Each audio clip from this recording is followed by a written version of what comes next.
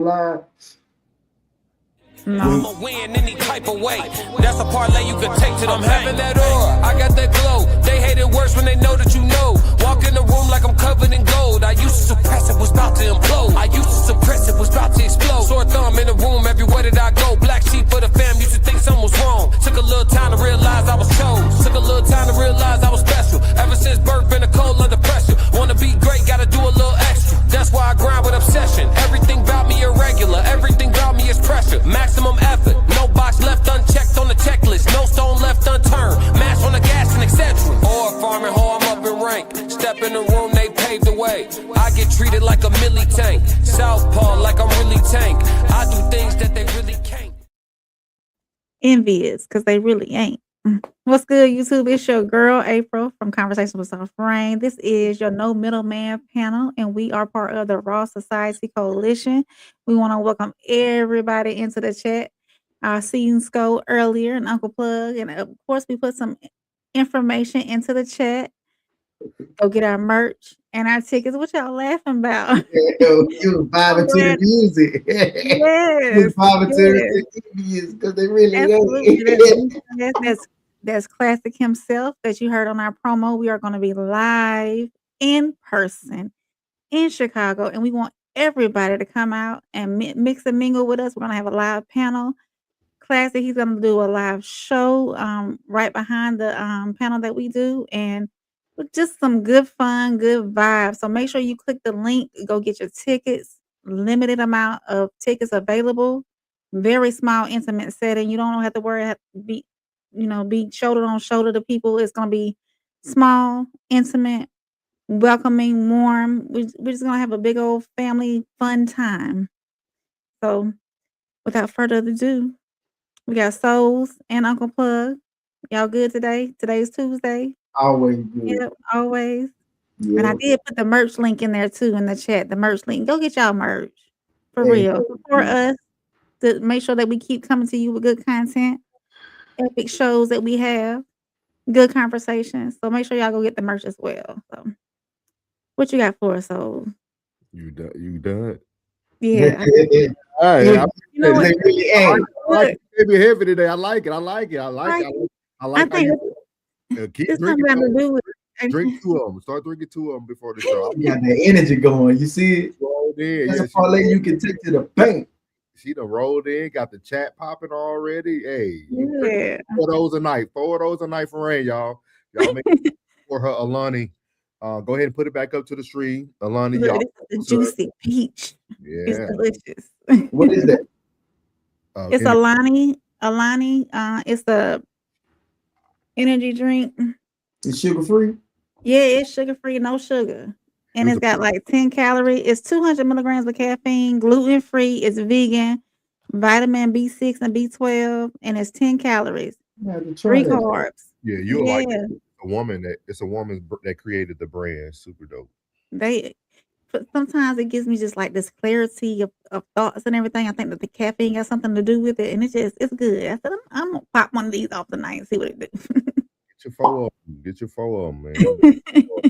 I like it. I like the energy. Welcome in, 333. Our security be on time. He always here in the building. Ready? Yes, sir. He said hit that like and subscribe button. It's free. We all know that. Plus said what's good, Sco. Sco said what's good, Unc, Souls, and Rain. Man, we doing good, man. Highly blessed, man, for sure. Yep. What's good, Sco from Rain. Let's see what else Rain put in here for us. We come and chat, have a seat, get comfortable for an epic show as always. Yeah, I'm about to throw a curveball at the very beginning of the show, man. We about to hear something that I wanted to hear y'all thoughts on. We're not going to be able to pull the video up on the screen, so we're going to have to listen to the audio only. Just because it's from Joe Budden's. You can't monetize. Hey, Roxy. What's good, Roxy? Roxy been in the building. Hope everything's going well with you, ma'am. We got to get you back up here too. Let us know when you're free. We got to go to part 2 of therapy. We got to get that up here. Big Sco said that's a parlay. Oh, they're rapping. How you go, Ray? Rapping, Ray. That's the parlay you can take to the bank. That's the parlay you can take to the bank. Know some people I love putting smut on my name. That Alani, y'all. She might took a shot with that Alani. Roxy said, laughing, my AR house small. I don't like being outside people and with people. Too much. It's most likely it's gonna be not too much than 100 people. Yeah. Not even. That's what everybody like through and everything. That's everything. Yeah. So security tight. Roxy, we can get you your own seat up front to the side so you don't have to worry about anything. We'll take care of you, girl. Come on in. Most important thing, being in the building, man. Being in the building, crowds. One night, just do something different. That's all. Yeah. Shout out to the tax man. I'm shouting out. Yeah, tax season, guys. Tax season. Right around the corner. Get in there. Yeah, hey, we got you. You at the right channel. You at the right channel, man. You know what I mean? Yeah. Y'all get y'all taxes done, man.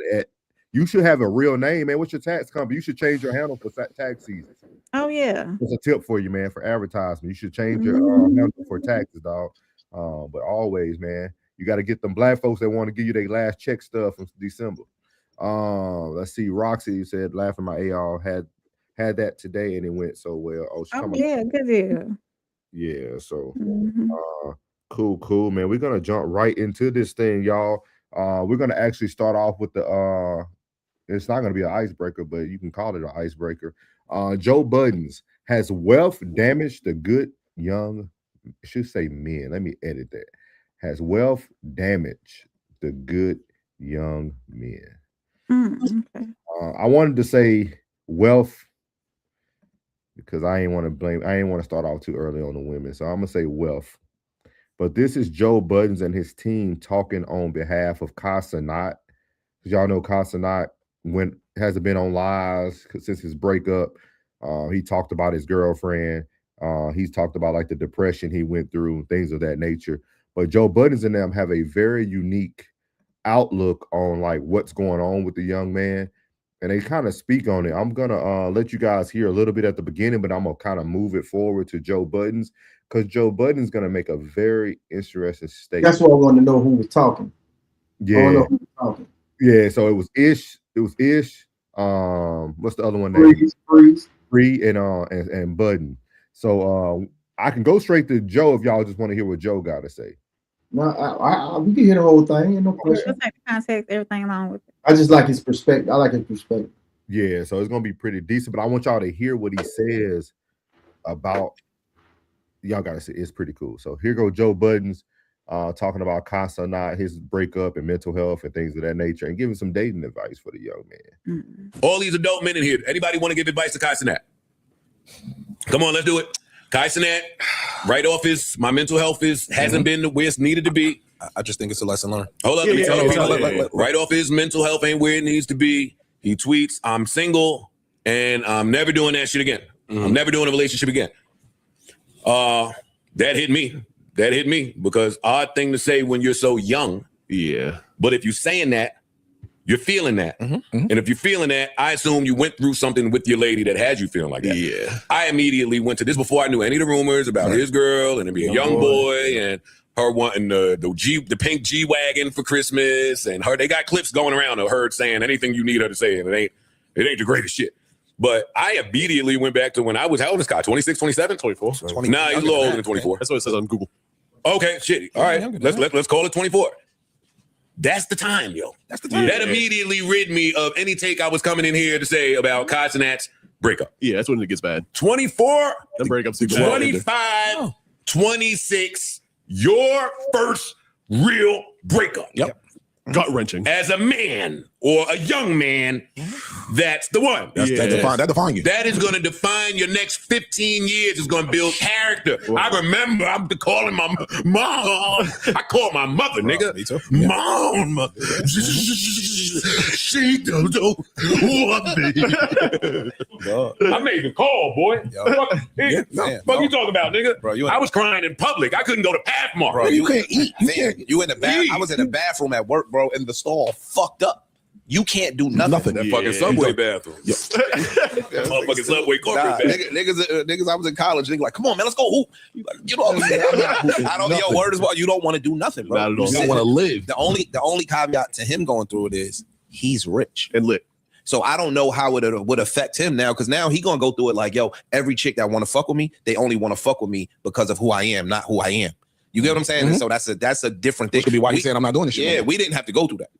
I mean, you was popular, you wasn't rich, but you had fame. So that shit is different. You get what I'm saying? Like that shit is different for him, bro. I don't know how. I don't know either. I know what it did to me. And I couldn't imagine having eyes on me while I was going through that. Yes, bro. Prayers for that young rough. Prayers for that young man. That part. And he gets the majority of his money, I'm assuming. I don't know it from streaming, which you are allowing the people into your real world, into your life, and now you got to give the world this hurt and this heartbreak, bro. I couldn't. And this whole shit is fun. Like you be having fun, dancing, laughing, and not even just your first relationship, your first public. You put this one out there for us to see. You was doing the PDA. You gave her an audience and a business. That's a piece. That's the other part that we be ignoring. Talk about it.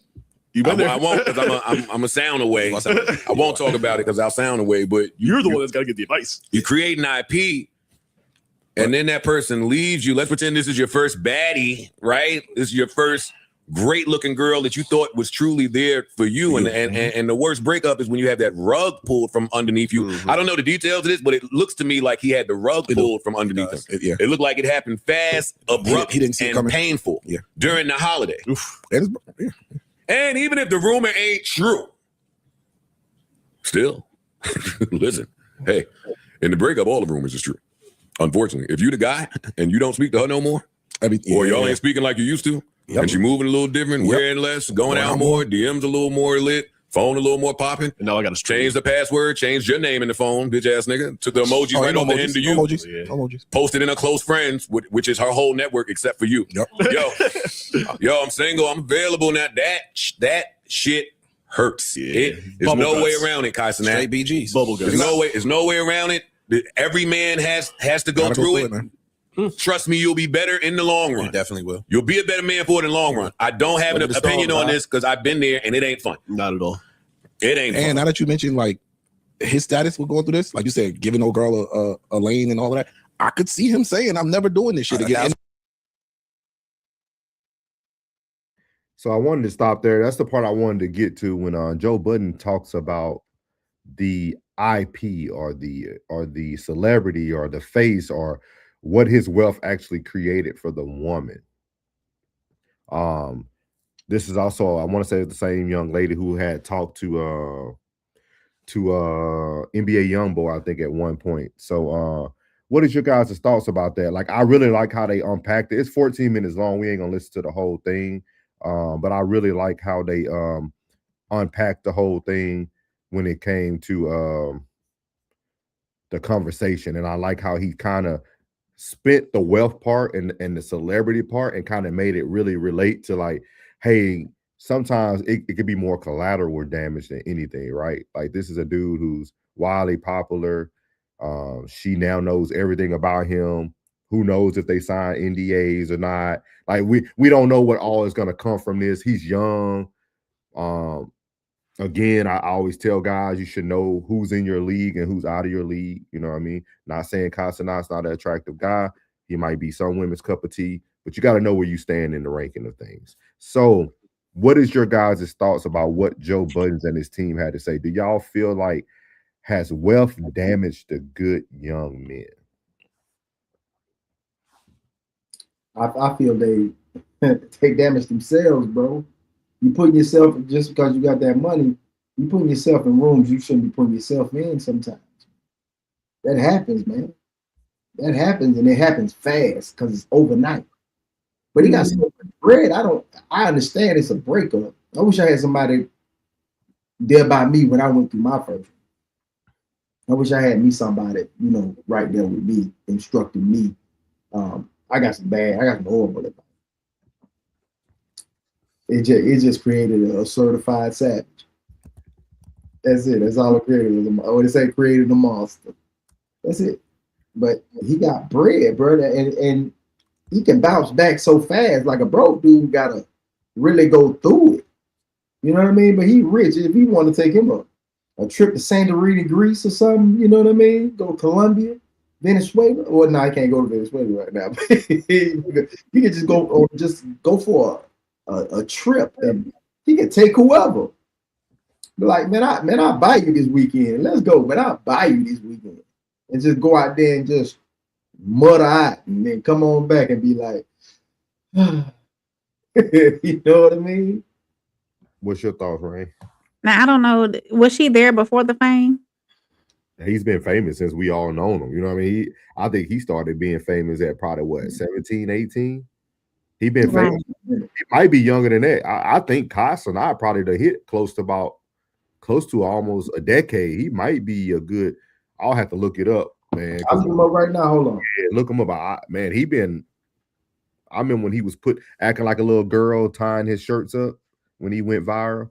He probably, he thought about 14 to 13, man. He might have been a decade strong in the game. Okay, so but when did his stardom start, Plug? Online streamer, YouTuber, that boy 5'3". So said they were together before he was big time. Okay. So I mean, yeah. Regardless of what led up to the breakup, I'm looking at it as she probably couldn't handle his fame and whatnot. But regardless of all that, he needs to refocus and move on. I mean, I understand breakups happen. He's young. He still got time. And you never know, they might get back together. I don't know the reason why they broke up. Did they ended the relationship? But in them relationships, it's hard, especially when you love somebody. You know, and depending on how long they've been together. But is she dating him or the personality? He been in the game for 8 years, y'all, almost a decade. He started in January the 13th, 2018 is when he went viral for the pranks. That's heavy. That's almost 10 years, dog. It's a long time, bro. And he honestly, he probably doesn't know with him being so young. And see, that's where we go back to the brain being fully developed at 25. Yes, you have some of these couples who get married right outside of high school and are married for 30, 40, 50 years until that be the only person that they're with. Yes. And they've grown together and live life together and whatnot. But being in the space that he's in the public eye too, that's taxing on relationships in itself. So going back to your question, I don't think it's damaged them. I think it's a lesson learned. It's probably some maturity that needs to come along with it. Too. So but you gotta think if she how long has she been with him? Sko said since the beginning. Since the beginning? Yeah, right here they look pretty young. This is when they had their old house. So they've been rocking for a while. He probably just needs to go sow his royal oats and then come back. It might, yeah, they both might need to go and slide. But she could have been his muse though. You know what I'm saying? You ain't got to worry about that because you got you somebody already.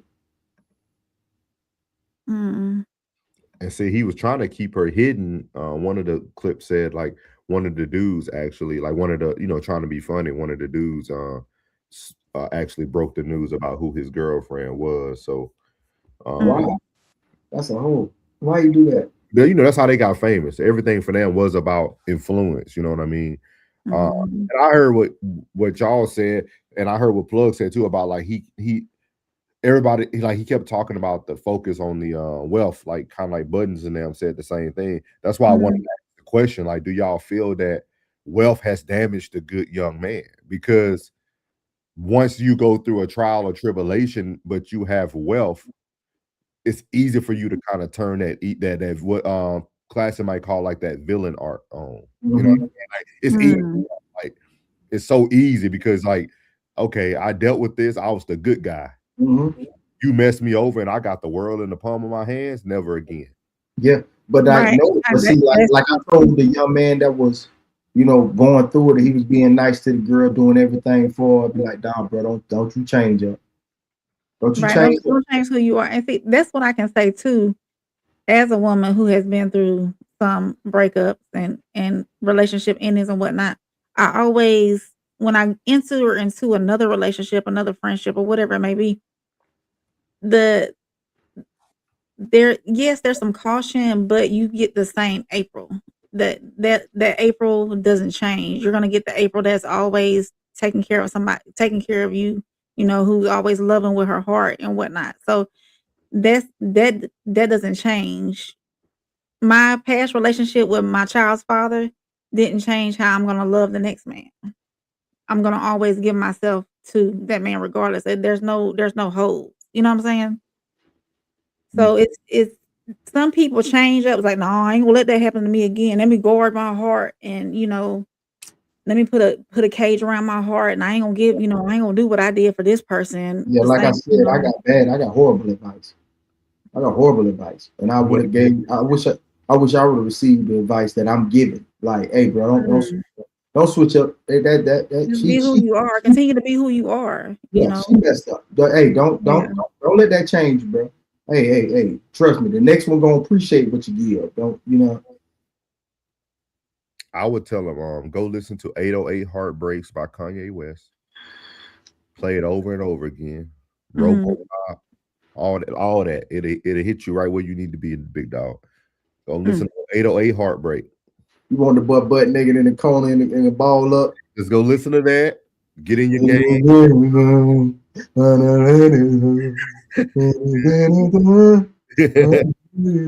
Like, nah. You gotta listen. I was riding some ball in G. That was the last album I bought physically from a store. It was 808 Word. From Best Buy in Albuquerque, New Mexico. Was there when it dropped. What year that was? That was 2007. What? 2007 or 8, I think. Last one I bought, the last physical one I bought. Damn, is it G? What was it, fifth? I don't know. I feel sorry. I didn't buy it. My daddy bought it. It was Mystical. 808 Heartbreak. I had to have him buy it. November. Which one? The one that had Tarantula on them? Mm-hmm. Tarantula. We don't stop. That's the last CD I ever bought. I appreciate y'all flexibility and letting me get that in there. I heard that today while I was running. I said, man, let me play this because I think it'll be dope to kind of hear. Because I like how Joe Buttons and them didn't jump on all this like typical relationship talk. Like I love their whole dialogue for that 14 minutes was really giving this young man something that he can really hold on to, kind of like what Blood said, like giving him good advice. Like you gotta give him good advice, man. But I do agree with a lot of what Classic is saying now. I understand good advice, but I do understand that you must keep your heart 3 stacks after you get hurt. Yeah, that is well, but that's an individual. Well, that's an individual. I always see your eyeballs. You gotta sit up, big dog. Either that or put your camera down, point your camera down. Can you point your camera down? Yeah, we need to see you. We might need to buy him a stool so he can't have a back. Man, you better stop. I need a back out of me, bro. I've been standing up all day. I need a little lean back and relax. You know what? I got you, Plug. I think this will make it easier right there. You good? I dropped the headliner. So yeah. But I thought it was super dope to hear their perspective, man. Like, because you usually everybody else talking about the typical stuff, try to go viral to talk about his relationship. But hearing those 3 men sit down and really kind of give their perspective, talk about how they were hurt, and like Joe came up with the perfect thing. He was like, man, and he created her an IP. Like he created her an identity from his wealth. She's wealthy because of his identity. I would really tell young men to protect your assets, and your asset could be you. Oh yeah. Like don't always think about assets being physical or monetary, or you might be the greatest asset that a person can ever squeeze resources from. Like, let's look at the bright side. Hey, you gave me some wonderful years in your life. Yeah, they were young too. We was young. You gave me some wonderful years in your life, and guess what? You might spend the block. Hey, Leah, ain't about spinning the block. I'm gonna just live, and I'm gonna be right in front. I'm gonna be on front. I'm being front here, screaming, getting more money. He wants. Now I ain't got nobody to report to, or nobody to check in with, nobody to text to. I'm just get this bag and I'll be jet setting. Like every chance I get, be like, all right, y'all ain't gonna be here on Friday and He Saturday. probably doesn't need to experience singleness though. It's gonna be hard for him though. He's a mama's boy. Like if anybody follow him, he calls his mom on every live show. He goes on Jennifer Hudson, everybody. Like he's a mama's boy. And one thing about mama boys, they love hard. Like, definitely. He respects. I see it in mine all the time. He respects women already, right? Because he has Yeah. an example of a great woman already in his corner. So definitely. it's gonna take a lot. Now, mama might could talk to him, like Yeah. my mom gave me the game. So like maybe his mom will take him back and like give him the game and say, hey, baby, go do your thing. Yeah. All that stuff that you failed not to do because you didn't want to make her feel a certain way or protect her heart. It's time for you to go out there and do you. Do you? Yeah. Put yourself first. Yeah. He got some good guys though. I'm sure Duke gonna give him some good advice. Duke got his head on straight. Duke Dennis, so he should be straight. Let's get to these comments real quick so we can get into the show. Classic, man. You had Rain rapping your lyrics, man. You had a white girl rapping your lyrics. Oh yeah, definitely. Got a little treacherous up here. 333 again, classic. Sco said, stay in your lane. That's all. Just stay in your lane. Yeah. 333 was good, my guy Tez. Sco said he's 24. They were together before he was big time. I appreciate you, Sco. Sco tapped in. Sco be knowing about all the social media stuff. You tapped in, my guy. Class said, I think these young men will learn the nature of women regardless, wealth or no wealth. The landing just a little bit softer with wealth. but she wants NBA young boy, and he is way more famous than Kai. It depends what we consider famous now. Kai got your kids at 8 years old attention. I mean, it's a difference. He said, "No, that boy truly heartbroken." He said, Ted said, "You don't need wealth to learn the nature. It's actually better to learn when you have less to lose." Okay, right. I agree with that, Ted. Sco said it's going to take him a while to recover. Heartbreak hits the same, rich or poor. Heartbreak shall absolutely change you. I agree. No, do not continue to be who you are, as I'm assuming he meant to say. Yeah. See, he said play Heartless 1,000 times. You already know, Sco. Can I ask a question? Yeah, go ahead. Is that album really like that? You must say, you must was in a good phase at that 808 is that 808 heartbreak hit hard. You gotta go listen to it. Just go listen to it tonight. Just play it all. What's your favorite one off there? RoboCop. Like man, I wish YouTube wouldn't be monetized, like wouldn't be messing up stuff, man. Like, is it really like that? Yeah, no. I'm gonna mute myself and I'm gonna check it out real fast. Hey, go ahead and Classic, let me know, because Classic, Sco, Tez, y'all music heads too. Let me know what y'all really thought about 808 Heartbreaks.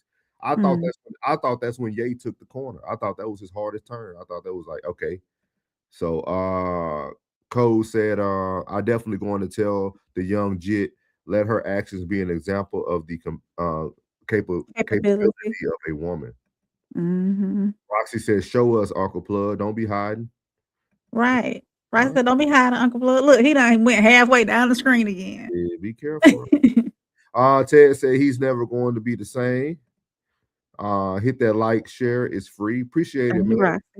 What's up, Daniel? All right. Your picture, something else. She's black adjacent. Hey, go say you black adjacent. Memories made in the cold. Yeah, see? Hey, Classic already. Coldest winters, man. Hey, I'm gonna have to play that today. 808s literally say Classic. Classic said 808s literally saved my life. Literally. I'm telling you, Plug, just listen to it, dog. I'll pass. A hard pass. That was a musical genius, dog. You got to listen to the whole story from the beginning to the end. He talks about losing his heart, protecting his heart, like everything. Like, it's dope, dog. I know that album by heart, dog. Like, I probably play that. And I feel y'all. I feel you. I just don't feel this. This is not it. See, Ted said happened during the worst part of my life and brought me back up.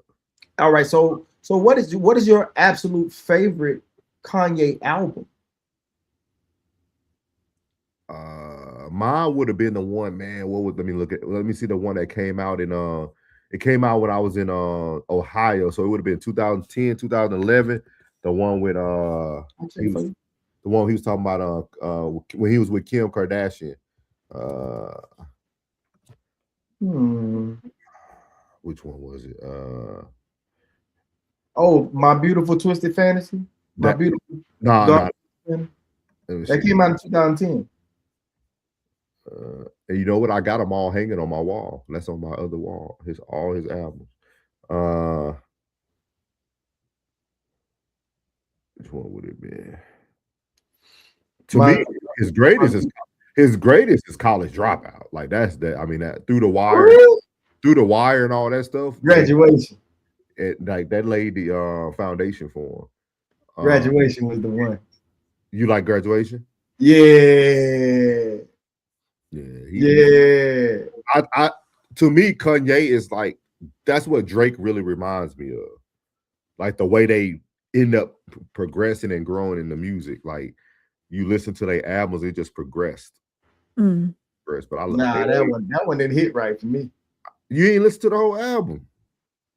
You gotta listen to the whole album. You might not like the song I like, but you gotta listen to the whole album. He said, I was just playing it on my thumbnail a couple of days ago. I'm telling you, man. Mine is he is his College Dropout. He said, I have no favorite album. I like them all. I like them all too, though. He said, My Beautiful Dark Twisted Fantasy was a masterpiece. Cinematic music. Jesus and the Life of Pablo. Life of Pablo is nasty too. The Life of Pablo is okay. He said that's third. Ted said Graduation was life-changing. All three of the Schoolhouse albums were fantastic. Definitely agree, man. Good conversation, y'all. Good convo, man. That's gonna roll us into I like them all. Do you listen to Kanye? I listen to whatever's on the radio for the most part. Oh, okay. I wasn't in the conversation, so I just had to put my 2 cents in at the very end of the conversation. Oh, my bad. I've heard more radio music in the last 2 years I've had in my entire life. I do not. Hey, I'm in control of everything I listen to. Yeah. I am DJ No Request. Well, I will say for the last however many months we've been introduced to classic stuff. I've been listening. That's what comes on in the car. Classic. I agree with you on that one. So as we talk about good albums and good music, man, I think we all need a good corner man in life, man. I think everybody needs a good corner man in life. And I'm gonna tell you who's been represented as one of the best corner men in the game. Claressa Shields, man. Claressa Shields, bro. She said that's my man. Best corner men. I don't know if y'all noticed that 50 Cent, Curtis Jackson got into it with Papoose. He been making AI videos and going back and forth, and everybody was calling Papoose broke. And the corner man had to come out the corner, man. Had to put the Vaseline on the eyebrow and make sure the cut don't cut. You know what I mean? Had to put. Hey, I don't care. I ain't gonna have you with the Claressa Shields slander, bro. Who? Not today. No, I agree. No, I'm saying call her no corner man, bro. That's a corner woman. That's the quote, bro. Oh man, go. Man, that's the quote, man. It's a pun, man. Nah. Okay. I ain't doing it like that. Nah, I ain't doing it like that. Nah. Okay. Nah. I like Claressa Shields, man. I love her, man. Yeah, I'm a what is it? Quote? However she says. Yeah, she excited, man. Yeah. But like, woman all the time. This is what more men need. This lady is a true corner man, dog. Like, right. She has rolled with Papoose from the beginning. She was ready to throw down with Remy Ma. She's ready to throw down with anybody in the industry who got to say something about her boo. So we're gonna hear her speak on Papoose, and she don't know where people get that he broke. So this is the true icebreaker outside of. They get it from Remy. Ever mess with been broke? Never. They may have not had as much money as me, but they haven't been broke. Papoose is the wealthiest man that I've been with. I'll say it again. Papoose is the wealthiest man that I've been with. And that's like no faking. I haven't paid for a flight, a hotel, a fucking purse, nothing. And I don't know how long. Food. He take care of everything. So when I be seeing people say that he broke and stuff like that, I just be like, okay. Well, I don't know how he getting the money to do what he doing for me. Cause he stay doing shit for me. No man I've ever messed with been broke. Never. They may have not had as much money as me, but they haven't been broke. Papoose is the wealthiest man that I've been with. I'll say it again. Papoose is the wealthiest man that I've been with. And that's like no faking. I haven't paid for a flight, a hotel, a fucking purse, nothing. And I don't know how long. Food. He take care of everything. So when I be seeing people say that he broke and stuff like that, I just be like, okay. Well, I don't know how he getting the money to do what he doing for me. Cause he stay doing shit for me. No man. So as you see, man, best corner man in the game. She done held him down. Hey, give her a round of applause, bro. Go ahead, man. Go give her a round of applause. I got you, man. I'm telling you, the best in the game with it, dog. The best in the game with it, dog. Every time, dog. She's been solid to the T, dog. And I think it was a great icebreaker, man. I know we always bring up negative things about women, man, but it's some women out there that will hold you down regardless of. And you know how you don't usually tell them the truth? There's no emotion in it. None. I don't know. One more time, bro. One more. Just.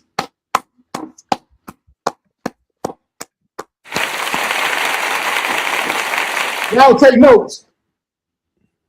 Take notes. How you feel about that, April? You know, it's not too often, you know, women get a little positivity on the show. You know what I mean? How you feel about this? Do you feel like there's more corner men out there? Absolutely. I think that when you have a great man and if somebody is saying something out their neck about your great man that you have, you are going to I know because I put the stipulation on a great man. No, that's you were going. We laugh at that. We laugh at that. What? Yeah, you know, we laugh at that class. It was we you use a jackass. Classic. You can't let nobody old jackass. Ray, go ahead, do your thing, Ray. Go ahead, do your thing. But you know, yes, a woman should. And that's not necessarily coming to her man's defenses, but that's just letting them know, like, y'all got it wrong. This is the real thing that's going on. You know, and that's a good thing. God bless. Oh yeah. If I had a man and if somebody was coming to your man broke, if he's broke, then why is this going on? You know, he's not broke. You know, so Pat been in the game too long to be broke. What now? I don't know behind the scenes. What does Pap do for? How does he earn his money? Is he a producer or something? Because I know, didn't he rap a little bit? Music, what? K Slade bought him out. Pap been independent for a long time. So most of the money, like if he does a feature with somebody over the years, he touch all that. You know what I'm saying? Like Pap been independent for a long time. Oh, okay. And Pap is a writer. So okay. So he probably might not folks that you might. I didn't know his background. I know he was in the music industry, but I didn't know exactly what he. When your pen is strong. Oh yeah. You know, like you got guys like Neo. You got guys like, you know, may rest in peace, Static Major. When your pen game is major, and on top of not being broke, he's probably loving her correctly too. And being there for her in many ways other than financially. So he's a lover. He's a lover. I mean, riding back and forth to the prison. Oh yeah, he held Remy down while she was in. Yeah. He didn't let that break him. You know what I'm saying? He got his redemption when he picked Buddy up and bam, bam, bam, behind stage. You know what I'm saying? That's what you want? Somebody I can piece up? Bam, bam, bam. Oh yeah. Love you, Claressa. Claressa, hey. Shout out to Flint, Michigan. Everybody I done met from Flint, Michigan been raw. Yeah, I think it's super dope. Like, I think it's dope. Like, to hear that when I seen that, because I was gonna play the video with all the foolishness from 50 and him, but I was like, you know what? That don't even matter. Cause they just doing what men do. They keeping themselves relevant in the whole entertainment business. But watching her like literally be like, it's all lies. He pays for everything. Now I don't understand, because see, Pat don't really mess with nobody. So I want to know why 50 went at him though. Like what started, what initiated? What started all that? Does 50, 50 react? 50 don't start nothing. 50 react. Does 50 fool with Remy Ma? Mm-hmm. I don't think so, because she in Fat Joe camp. Oh, okay. Yeah, she in Fat Joe camp. So I don't think that they would have cross lines at any time, because you know him and Fat Joe had beef for a minute before they actually squashed it. So I don't know. No, I don't think so. I just want to know what did Pap must have said something. Pap had to say something, because 50 is a reactor. Yeah. He just don't go and bully nobody. You got to come for 50 for 50 to come at you, unless you Sean Puffy Cone, excuse me, and Jay-Z. Cool. You Sean, yeah. Okay. Yeah, I just wanted to play that, man. I thought it would be a good little icebreaker before we did the before I found Joe Buttons. But I just wanted to talk about that. Give the women their roses, man. She do her thing, man. I think that's commendable of her. For real. We're gonna read some of these chats. Uncle Plug said, "Love you, Claressa. Black Queens forever. Snow bunnies Forever. They will weather. The Quotes. Classy said that. That's why we was laughing. That's mid-pack humility. You said you I thought y'all were laughing at me. He said if she looked like Drea, she would be less kind. Mm-hmm. Possibilities are endless, but she ain't really attacked Kevin Gates though. She ain't really attack him. But with that being said, like I talked about this. We had this debate and disagreement about like Denzel and his wife. Yeah. This is what you get with women who you might consider mid-pack. You get the best corner man in the game. We're proving it. Every episode when there's a positive thing about a woman standing with a man, that woman has not been just something we just gawking over. Like you just call me mid-pack plug, man, because that's what it is. That's where that's the kind of dedication I need, right? But it ain't nothing, I don't think there's nothing wrong with that though, because at the end of the day, we all getting older, man. Life ain't about looks, dog. Your looks ain't gonna lead you nowhere. They gonna fade. Like even if they don't fade, look at who we just talked about last week. They looks didn't fade, and she's still horrible. I'm absolutely the lady. What's the lady from? Which one? Who Wants to Be a Millionaire and all that. We just Jordan. Claudia Jordan. Claudia Jordan, yeah. Yeah, it don't even matter if looks don't fade. You know what I mean? Can I ask me a question? Yeah. The relationships that y'all have been in throughout your entire lives, and I don't want to. Okay, so women who are not as pretty as the other women, those women that are below the prettiest woman you've ever dated, did they love you different and love you better than the prettiest woman you've ever dated? I think every woman I ever been with was beautiful. Because I don't look at a woman physical looks as her beauty. I really don't. Like a lot of people might think that's very cliche. I look at the person character. The character is what rubs more off on me. Like I don't think I've been with anybody that's not attractive, in my opinion. That's my opinion. With that being said, with that matter to anybody else. Yeah, with that being said, I really don't feel like I feel like men look more at the whole package. I forgot I was talking to you about this, Rain, about like I feel like women can find I think women find attraction in men in such a different way than men find attraction in women. Especially as a man gets older, you will really see him starting to move towards the true qualities of the woman he's really searching for. Okay, so let me ask the question a different way. Mm-hmm. From a physical standpoint, the woman that was physically her not her character, just looks alone.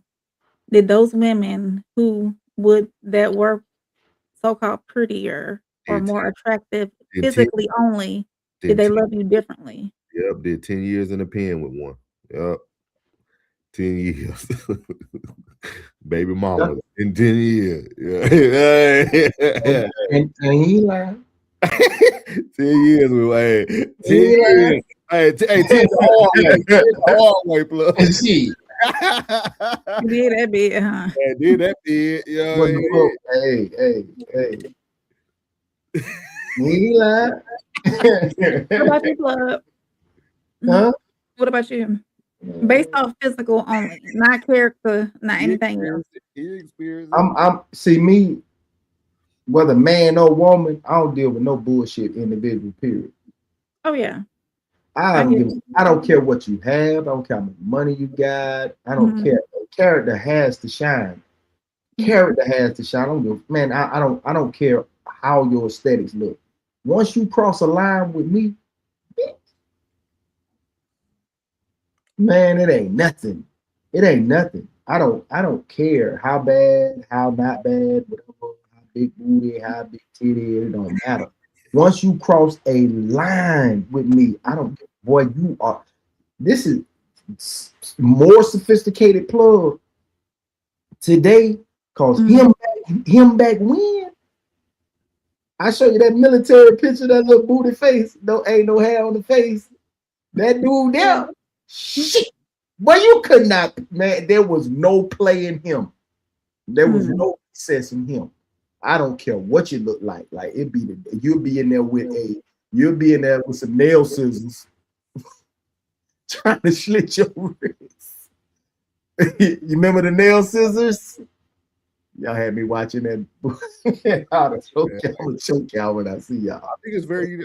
I just feel like a lot of every man in that loves the person they're with should feel the person they're with is beautiful, right? No matter what the world sees. Yeah.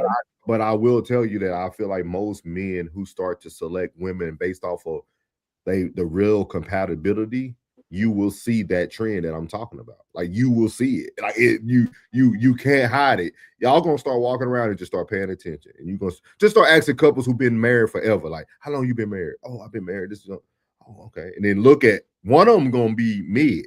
It might be the guy, it might be the woman. It could be 50-50. You know what I mean? It's gonna be character. It's gonna be character based. Like I ain't gonna say like that. This man he's treated me like no other man has ever treated me. He's loved me like no other man has loved me. Or it's gonna be, you know what I mean? Like, man, I can't imagine my life without it, bro. You think that person watch our show, Plug? You think that person watch our show? The one that gave us the advice about how you laugh. No, yeah. About what? The one that said how you make relationships last. You talking about that lady from Chicago? Okay. No. He know what I'm talking about. Okay. Okay. My bad. Man, look. Hey, the world is full of eye hustlers. You know, if you from the side, you already know what eye hustler is. But hey, they be eye hustling, bro. I'm telling you, man. Like, but I see it in the shop a lot when I go to Plug. A lot of men who come in with their spouses, which you see is very unique. I never really seen that other than here in Texas. But you'll see men that come in with their spouse, and a lot of times you be like, oh, okay. The guy kind of let himself go, but the woman still like, or vice versa. So like, I really feel that like you get the mid pack is what gets you to success. Now you get understanding. Understanding is everything. Like that what she just gave, bro. Like you can't buy that. You know what I mean? Like that type of excitement when they see you, you know, to be around you. You know what I'm saying? Like, man, you can't buy that, man. Yeah. That's it. That's in you already. That ain't on you. That's in you. And when you have someone like that, you can't do nothing but excel. You can't do nothing but thrive. You can't. And like Soul said too, you could tell she was genuine from where she was coming from too, because I guarantee you, if she was lying about it or trying to cover up the fact that he was broke, she'd be like, "No, my man ain't broke." She would have been like that, but no, she was calm, cool. Yeah. Well, when I seen, even when everybody took the Breakfast Club interview and how she jumped in, like they took it the wrong way. Like I ain't gonna even. He probably like, damn, we in public, man. Don't do this. You know what I'm saying? But I'm sitting back being a spectator, like he probably touched her thigh. Like real man was like, hey, bro, she ain't trying to hear that, bro. She ain't trying. Hey, she on the other side. Yeah. For real. Yeah. For real. Like she really on the man. Don't even associate. Like the way he doing me, the way he treating me, the way he living on me. Don't even associate that with this. No, I ain't even trying to hear that. Like, don't associate that. I like what he just said. And that's one of the things I always tell people, man. I never will understand why women would listen to the ex-female of a man that they're dating. Mm-hmm. Never. And you ain't experienced nothing that woman's saying, but you allow that to trickle into your relationship. Yeah. And change the whole octave, like the whole like viewpoint of how you look at your spouse or your partner. Like, no woman that loses something good is gonna have something great to say. Let me give you this. I think it's different on the men's side. I think something just popped in my head. But that house was already ready when she came home. When Remy came home from prison, that home was already ready. Yeah, he had everything. Now, when she wanted the wedding, he took care of that. When the only thing he asked for was a baby. Yeah, you just give me the baby. I'm gonna get your body done. Got her body done. Everything. He did all of that. So everybody be so quick. He really loved her. You could tell. Man, man, the game is to be sold, not told, man. And now you got two people who love each other. I'm gonna tell you, if he messes up that relationship, he done so. He won't find another Claressa. But I ain't gonna lie, he still love Remy. So if you ask, can you love two women? Because I know he still love Remy. Because of everything he just didn't cross that line. Yeah, everything he did for it. Yeah. No, yeah. I mean, that's a lot of time. That's a lot of time, bro. You know what I mean? You need about as much time, at least a third of the time off, to get over that amount of time. Mm-hmm. So absence make the heart grow fonder. Like, I had you, then I lost you, then I got you back. Yeah. Like, man, like, I think Claressa gonna speed up that recovery though. Yeah, she is. I guarantee she speaks so much into him. Like that conversation they were trying to have on the Breakfast Club. I guarantee they got in the whip. Hey, baby, you don't gotta worry about that. She probably apologized and everything to like how it might came off to the public, but I guarantee she does nothing but speak into him, man. Man, I love you, man. I really love you. I ain't never let nobody do. I ain't gonna let you fuck the other side. I'm riding. And I want that hoe. And that's another thing. She can fight too. She ain't worried about she can fight too, bro. Ain't even flexing. Be like, man, don't let my old lady get up. I don't even want the smoke. I don't even want the smoke. You got it. They be on some pow. You understand? On some pow. I'm gonna Ryan, I'm gonna let you get to these chats. We got a bunch of them to catch. Oh, Classic said he's a songwriter. Papoose. Sko said, I understand that's her man, but she needs to let them men be men. Classic said, agreed. Yeah. Hey, you gotta know how it feel, bro. You gotta know how it feel if somebody attacking you and you ain't gotta say that. You know what I'm saying? Like you got a pistol. You got a walking, breathing pistol. Like I wish you would. Like there's a couple of dudes in here that she gonna go with her. Come on, now, Classic. That's the quote, bro. About 7-8 belts, man. You know what I'm saying? Shoulders, bro. You know what I'm saying? Hey, I'm telling you now. Hey, I'm gonna sit back. Hey, I'm on like baller status. I'm sitting back like, man, shit. Go ahead, baby. Tell him what's up. Mm-hmm. You know what I'm saying? You finish one day. Yeah. Skull, because when I read that, man, I thought about this old head, man, from Ohio. And one day he told me, he said, yo, man, sometimes you just gotta let the woman love you. Just let her love you the way she loves you. And that stuck with me. Like, because sometimes we get so lost in this, let men be men. But sometimes you can take a back seat. Always. You ain't always got to stress yourself out. You ain't always got to go put on your armor and go throw people to 16. Sometimes that you can let somebody else do your dirty work for you. Like, yeah. Hey, is Remy a mid-pack Classic?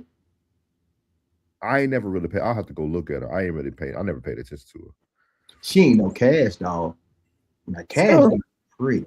I don't even know who that is. I gotta go. You know who Cash Doll is? Man, Cash. Hold on, I'm gonna get a picture. You know, I don't look at these black women, but that's not his fault. Look at him.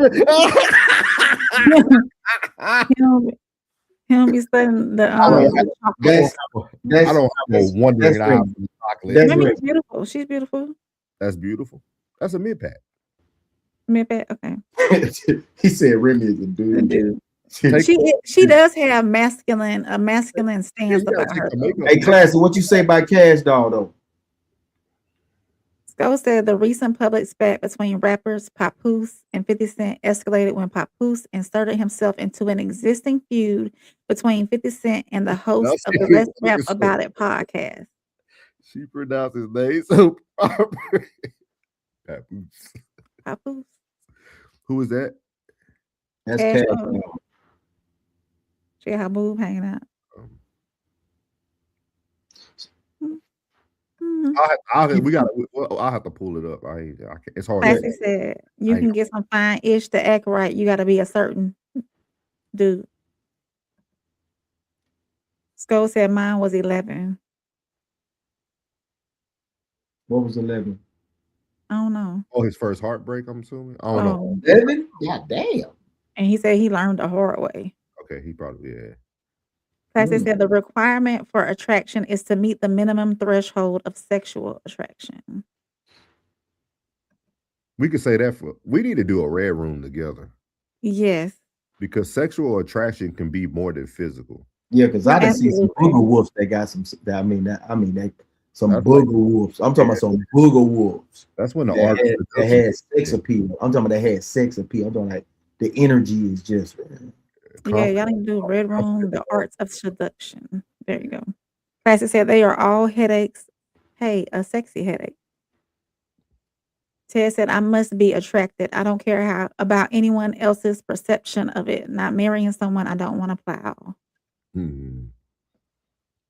Classic said, if she doesn't think I'm sexy, terminology is different, Tez. Your terminology is different.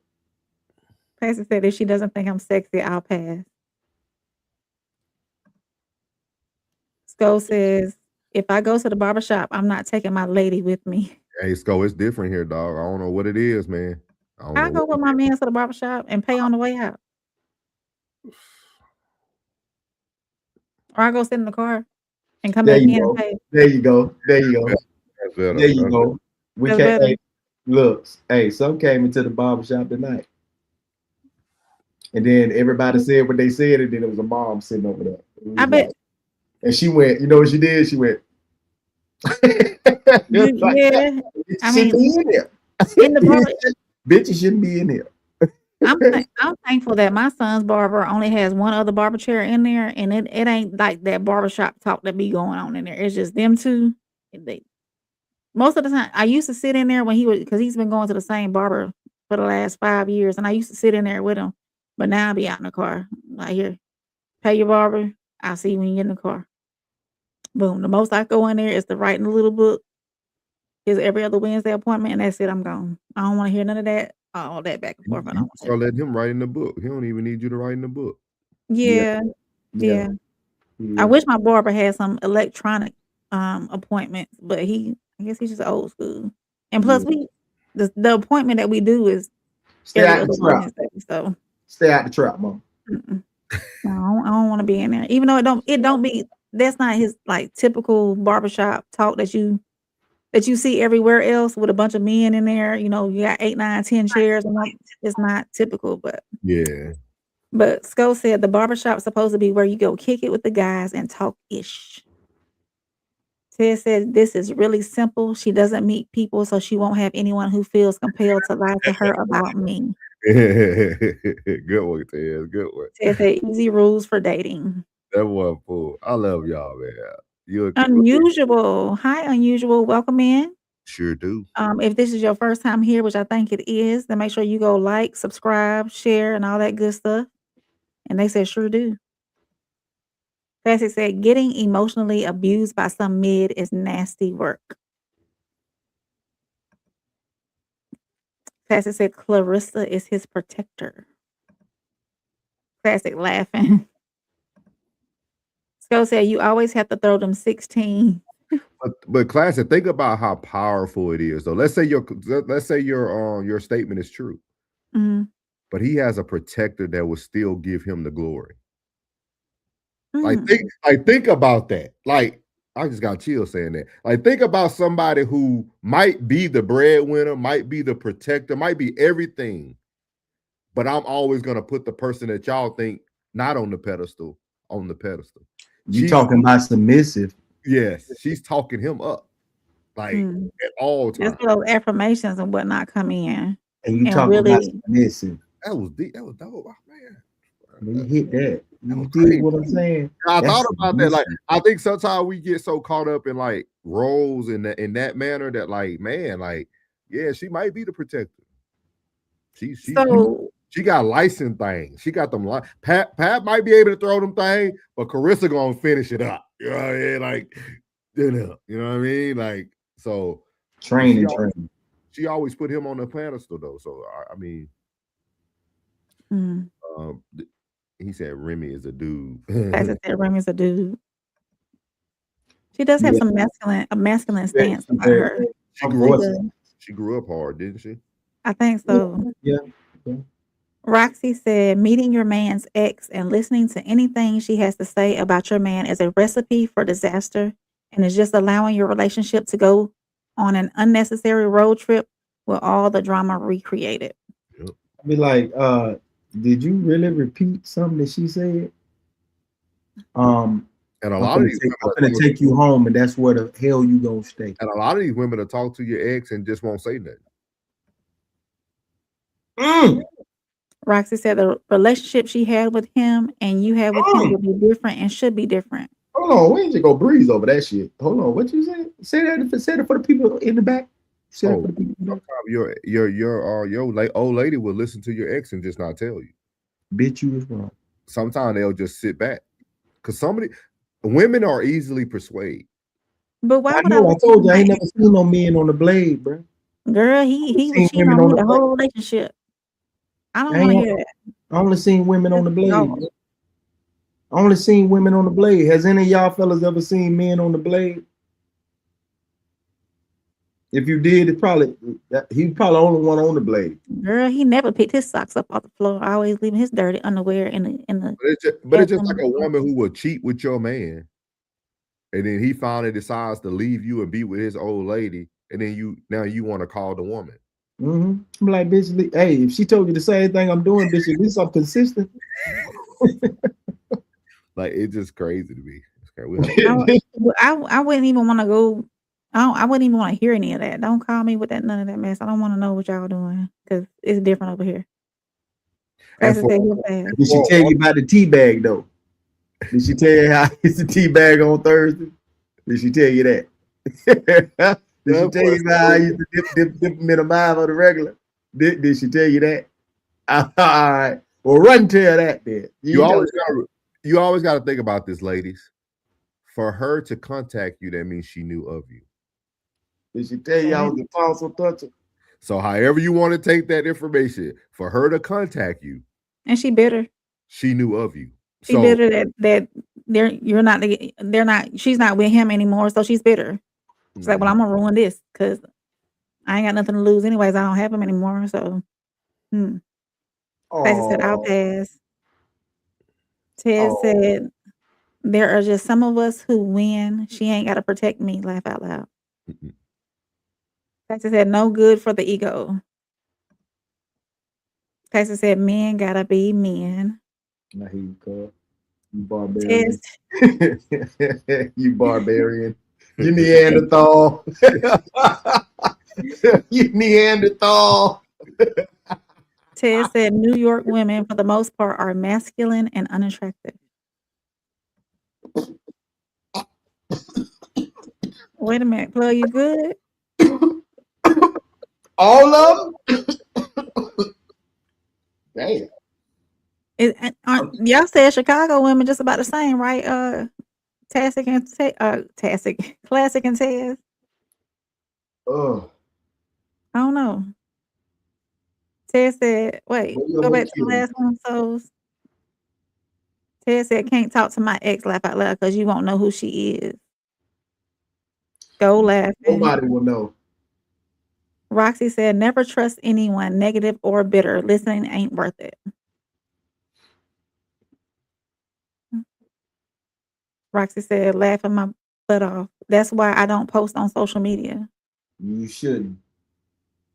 Classic said, me man, me beat chest, me grab nuts, me fight, me hunt. Oh, Ted said, no, Chicago women are mean. There's a difference. Okay, I got you, Ted. Yeah, so y'all might need to try y'all Southern Belle. Yeah, just stay single, man. So we're gonna go over to now. You know, we're done talking about women. We're gonna talk about a little family matters here with Finesse 2Tymes. He was on $1 billion worth of game. Good interview. Yeah, very good interview. Great interview. So he talked about family, man. Family doing you worse than your own friends or your foes. So we're gonna hear what he has to say and kind of unpack some of this with him. This is a man really dealing with a lot of trauma, man. Like, it's a great interview for those who get the chance to watch it. You gotta understand, I've been locked up. So all I'm thinking in jail is family. Even though they ain't been here, nigga, back to my family. Like, even though I sit in them holes in them shoes and said, damn, ain't nobody in front, man. Fuck them folk, man. It still was, man, I need my family. Who the fuck am I gonna go out there to? And then I came, put my cape on, and came back, got my family, and they did me worse than strangers. I got strangers that I done cut off. I ain't never went to the internet and told my business, bro. And they broke too. They go another one. So you gotta understand, this shit just different for a nigga. Like, it's all right. Cause we all gonna be all right. I just need to understand. And I feel like sometimes discipline is a must. It is what it is. Babies and kids and shit, they don't know no better. But these grown motherfuckers, you got discipline their ass. And it just is what it is. You got, and if discipline isn't cutting them off, they might call it, they might look at it like, oh, nigga, cut me off. Hey, bro, it is what it is, bro. But I ain't gonna be no hoe ass nigga with it though. You gotta do something. I ain't know that family will do that. I ain't know your brother will do that. I ain't know your cousin will do that. You gotta understand, I've been locked up. So all I'm thinking in jail is family. Even though they ain't been here, nigga, back to my family. Like, even though I sit in them holes in them shoes and said, damn, ain't nobody in front, man. Fuck them folk, man. It still was, man, I need my family. Who the fuck am I gonna go out there to? And then I came, put my cape on, and came back, got my family, and they did me worse than strangers. I got strangers that I done cut off. I ain't never went to the internet and told my business, bro. And they broke too. They go another one. You gotta understand, this shit is different for a nigga. Like, it's all right. Cause we all gonna be all right. I just need to understand. And I feel like sometimes discipline is a must. Mhm. It is what it is. Babies and kids and shit, they don't know no better. But these grown motherfuckers, yeah, discipline their ass. And it's just is what it is. You got and if discipline isn't cutting them off, they might call it, they might look at it like, oh, nigga, cut me off. Hey, bro, it is what it is, bro. But I ain't gonna be no hoe ass nigga with it though. You gotta do something. So as you see there, starting to be the theme, man. We seen it with Deontay Wilder last week. Starting to see the theme of a lot of people going through like struggles with family, man. Like family being worse than some of your friends or some of the people that you wouldn't expect to do you a certain way. And like he said, it just continues to open up another wound for people who already deal with trauma and things of that nature. So how do y'all feel about that? Do y'all feel that this is a normal occurrence for people? Do we feel like, do y'all feel like you have to discipline or not discipline or distance yourself from a lot of family? I think family sometimes feels entitled. They entitled to your successes. They're entitled to what you got going on. Entitled to your money, especially if you're elevated above them, and you moved on with your life and you're doing things in your life. Some family, they're gonna be like, "What about me?" When you're the one that did all the work to get you to where you are, they're gonna be like, "What about me?"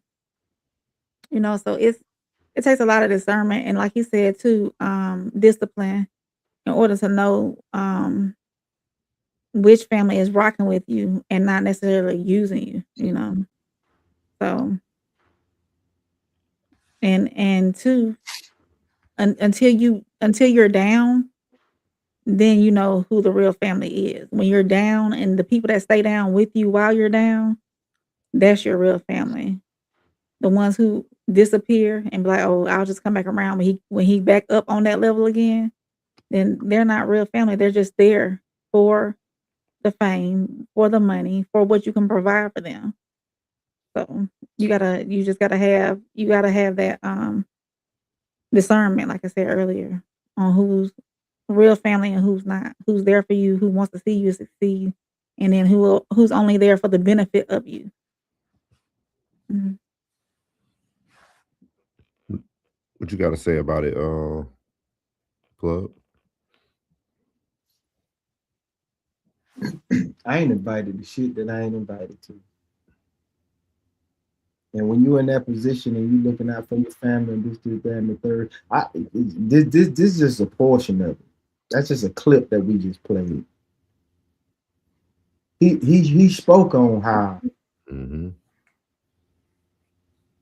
motherfuckers out here struggling, hitting the plays that he putting in the play. He calling to the crib and can't even get no understanding. Like they'll see that clip and be like, damn, bro, like, you know, people make mistakes. They was really sliding. Like, if you really heard like the undertones of what he was saying, because he was spitting kind of fast and he was kind of like in and out. But I'm from the South too, so I can piece shit together. I understand how he was explaining things. The licks that he was putting together for himself, they using them, but yet he can't even get through on the phone. Okay. They sliding and doing whatever at the same time, thinking that, he dead. Like like that's what they call, like where I'm from. When you go to prison, they say you dead, bro. Like, you know what I'm saying? Like out of sight, out of mind, you dead. So what he was saying was like he was putting them licks together while he was in there. They thinking they entitled to everything. Like they really was using the guy to him. And I say you can try to hustle me with a product. If that product's defective, you ain't know, you just selling me something. I gotta respect the hustle. Even if you're selling me some substances, you know what? That's what I wanted, and you gave it to me. You know, that's a hustle. But when somebody use your love and your loyalty and your honor and what you stand on and how you view them, they use that to hustle you. That's a cold-blooded mother. And when you dead, as they say, when you in that chain gang, he was in the feds and you dead, and the only thing you got because you really in here in the jungle with fools you know you can't trust, the only thing you can picture outside is maybe your lady, your kids, and your family. And that's the only thing that you can really, like, you get fixated on that. What I'm doing this because I want the family to be like this, and you get fixated on, you get your own little, imaginary, your vision of how you want things to be. And when you get there and it's nothing like that, that is a kind of hurt. And that man say he was in the hole for 8 months. Solitary confinement for 8 months. Get that man a perk before he spazzed the out. How dare you? How dare you do business with this? Hold on. To hear this story, how dare you do business with this man? How dare you be in this man's circumference and treat him anything other than correctly? Yeah. I think like Pug said, like you got to watch the interview because he talks about everything. I mean, even some of the things that some people probably would have took as like being effed over or messed up, he didn't even take it that way. Like he said, I gave the baby $30K. I took it on the chin. I ain't know better. I thought like he took everything on the chin, like that he lacked perspective on, that he didn't understand. Naive too. Yeah, like he took ownership of the things. Like, I lost friends, man. I lost a lot of close business partners because he was so institutionalized, and so, but his family played such a major role in that because, like he said, the people that you never thought would do things to you open up more and more wounds. So just imagine that. Just imagine living, because he talks about living in survival mode. Like he's like, and he told Wallow and them, I'm still in survival mode. Like literally, like he said, I live it. He said, I can't get out of it, dog. I'm living in survival. How can he? Yeah. All right, man. You just can't. All right, bro. You just came and got me. Do you know how much loyalty you have acquired from me by coming to get me? Put some money in my pocket, allowing me to make my vision, all this I done put together in my head, come together. Yeah. Like the only thing I needed, I know I got me. I know I got this. Now you giving me the actual tool to make that happen. But you know how much loyalty you got in me? And then you gonna just throw me to the side like that? Like I'm not your priority? When I do anything you ask me to do, dog. Anything. And that's how you treat loyalty? That's how you treat loyalty, bro.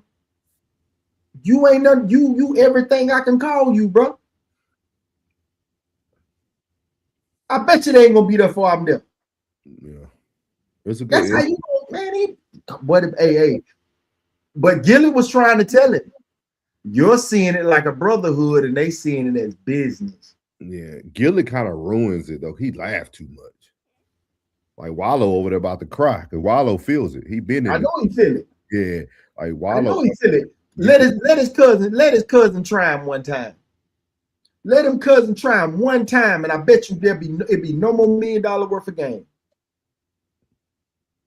It'll be no more $1 million worth of game. It'll be Wallow on the scene. I swear to God, he got one time. Because Wallow do everything. Yeah, he clothing and everything. He closed everything one time. And it'll be over. Over. I agree. Just wanted to bring it up, man. We're gonna have to piece some more. A great interview, man. Real good interview. I highly recommend people to watch it so y'all can kind of get into the minds of like what happens to people when they going through transitions, man, and especially when you felt like you did everything, knowing he sounded like a guy knowing I'm gonna go do a bid, but I did everything in my power to get everything in line prior to going in, and everybody let me down. Nobody could hold the fort down, like, but I'm still in. 80 bands behind the wall. Yeah, boy, it ain't no hustle like that. And he said ain't no hustle like that. He said he got it from his mom. He said he grew up, and that's another thing that kept missing. Like, he kept telling Wallow and Gilla, like, dog, I grew up in this. Like, my mom was a grand hustler. Like, I watched my family do. My mom literally can go get it. Like, that's what he's seen as a kid. And then he talks about like his mama was 16 when she had him. So like he was like, me and my mama ain't even son and mother. We like friends. Like we like grew up together. Like, so like it's a very good interview, man. I think it's a very, very good interview. Like 14 years apart, nigga. It's like an uncle and a nephew. Yeah, I don't think it's gonna get its just due, but it's a great interview, dog. Great interview. Because he got all them antics when he go live. You know, it keep him hot, so people still book him, but it still take away. People ain't gonna understand what he going through because they ain't never been, man. The shit that he been through, them 8 months alone. I'm gonna tell you something. Boy, bitch ain't gonna last 8 hours in that dungeon. They be screaming, crying. See the yeah, boy, he's so tough out there, boy. He get behind that wall. What you crying for, boy? What the hell wrong with you? Remember that dude that went by over there? Oh yeah. Scream, right there, scream. There was a different kind of call. He was calling for something. One of my homeboys, they're from Florida. They from Dade County, and I have to tell you his name when we back in the back of the ground. But his brother ended up getting paralyzed out there in Florida. But before he was paralyzed, he went to prison the first time, and he said, dog, he got in a fight. And he said the dude hit him so hard, dog. He said he fell into the dude and told him, please don't hit me again. It was so fun. Like he told the story, like for real. He was like, dog, like he said, no cap. He said, like, these dudes different. Like he was like, it's just different. Like it was, he said, dog, the dude hit me so hard. He said, I knew I couldn't take another one. Like he said, it was no way. Like he said, he felt it in like his inside. Just said the dude hit him one time. He just fell into him and literally whispered in his ear. That's said, a different type of survival tactic. No, That's he a different type of survival instinct. It's different. He was he was paralyzed that time, but you probably know him when I tell you his name. They actually. Did you know any people in Fort Walton? Yeah, I know one spectacular young man. You probably heard of them. They were big in baseball. They were actually black kids. So like they played baseball. They were like one of the top in Fort Walton Beach. No, he wasn't no baseball. He Now his brother was with something else, but like yeah. So we're gonna get these comments, get on to this next topic, man. But a good interview, y'all. Please go watch it. Please go watch it, man. Very, very good. Probably the best one they've had in a long time. Get together over there. Hey Wallow, don't let him do it to you. He been over there beefing with Cam, bro. Cam on a whole nother machine. Yeah. You know, BET and ESPN. Be careful, man. Just saying. Sco said, yeah, Chicago women think they better than what they really are.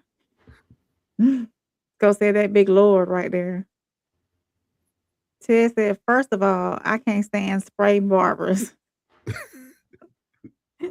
Second of all, if it got legs, it will do that to you. He right about discipline, though. Roxy said, it's always the ones who know you best will be holding the knife when you turn around. Privacy is only important for how much you talk. Caution at all times. Pastor said, just spoke on this today. Pastor said, it be people. We need to put that on a shirt. Try it, bitch. Roxy said, give people the benefit of the doubt. It's okay until it all becomes doubt. Protect your privacy, and that will allow more peace within your life. Classic said, people have to learn to have their own backs and be their own best friend. Loyalty is just as rare as forgiveness. Classic said, loyalty is conditional. And he also said, get tight yourself, people. Hey, Classic.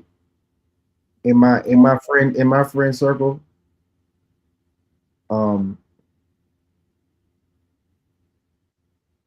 it's kind of impossible for that.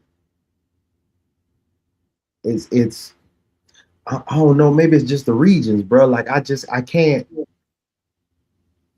imagine that. People have to learn to have their own backs. I understand that. But man, I just even being raised in the jungle, bro, it's just still like, boy, it ain't nothing like having a stomped down motherfucking friend, man. It ain't nothing like having that solid motherfucker behind you, man. I know what you mean. Roxy said, you right, Classic. Classic said, trust is an emotion. I can hear you screaming that while you typing it. Everybody got different definitions of loyalty. We're going to let you read it whenever Souls bring it up. Everybody got different definitions of loyalty. People are going to be people. Respect the beast that is nature. Ted said humans always beefing with nature instead of being in harmony with it. Classic said, yeah, there are definitely some people out here punching. Laughing emoji. Go ahead, Plug. No, it ain't the region, niggas. And now damn the ninja. It ain't the region, niggas. Niggas on bullshit from Florida to Washington. That nigga just, I can see him thugging while he yelling that shit. That niggas on bullshit from Florida to Washington. Nigga, what you talking about? Oh. Ted said, I'll pass. Classic said, I have great friends, but if one of them crosses me next week, I'll be the last person shocked. Ted said, you don't need to keep putting my hand on the stove for me to learn on my high. Oh, my high. Or oh, my hand. Most. The stove. Okay. Y'all stupid, man. Oh, chilling. Oh, yeah, sure you are. Sure you are a psychopath. So with Classic saying that Classic said everybody should have their own back. But I think Pastor Jamal Bryant would say different. Pastor Jamal Bryant. Who is this nigga, man? Please play this man. I don't know who the hell this nigga is. He has spoken about his wife who's gone viral by being half naked at a fundraiser that they went to. I think it was a Negro something foundation or something like that. So we're gonna go over here to wait. What you saying? It was like he's gonna talk about it. It was like called the Negro Found some type foundation. Was it UNCF? United Negro College Fund? Something like that. He's gonna bring it. UNCF. Yeah, UNCF. Okay. So we're gonna see what I told you earlier, Classic. Boy, your pastor being your discovery. Wife's outfit that went viral on social media this past week? No, I haven't seen it. Not yet. Okay. So we're going to talk about it. I'm about to show you this clip and then we'll have a conversation on what she was wearing and see if it's appropriate. The internet went crazy about a dress my wife had on. Now, they didn't say anything about the $4 million that was raised for the United Negro College Fund. They never mentioned that she prayed until heaven came down. They never said anything about this was the largest fundraiser for for HBCUs in the country. But insecure, jealous, petty, small-minded people got in their feelings and set up a false barometer of holiness based off of a dress. Now, you got to help some people because some people have embraced the full knowledge of ignorance without any assistance for understanding. The dress was not see-through. The dress was flesh color. But because you ain't never been nowhere and ain't never been exposed to nothing,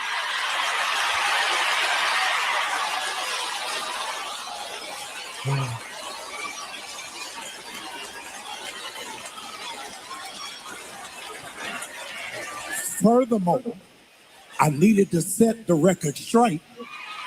Y'all don't like this. I need to set the record straight. I bought the dress.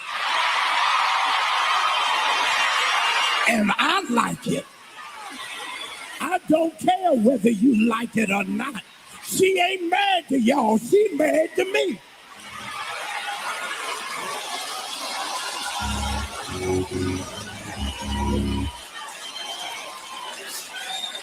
Now, if you wanted a first lady that looked like Little House on the Prairie and Holly Hobby, you got the wrong church. I wanted a wife I would rush home to, that I wanted to be excited to see. When we walked in there, I said, shake it fast, watch yourself. If you don't have nobody that you excited about, trade that booger in and find you somebody that Negroes can talk about. How did you bag that?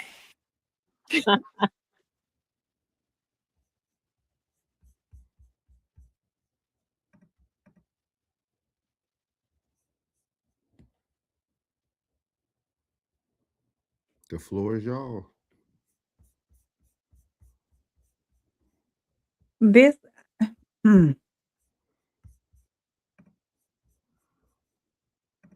you are the first lady of a church, a huge church, and I understand the gala or whatever it is, the fundraising gala that they went to. Absolutely.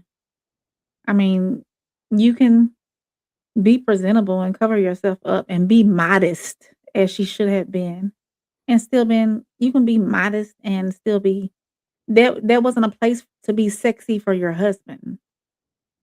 That was something total. The event. You know, are we bringing secular inside the church? What are you doing? Are you going to be church or are you going to be secular? What is your? I mean, she could have been sexy for her man at the house. What you gotta say, plug? Look, These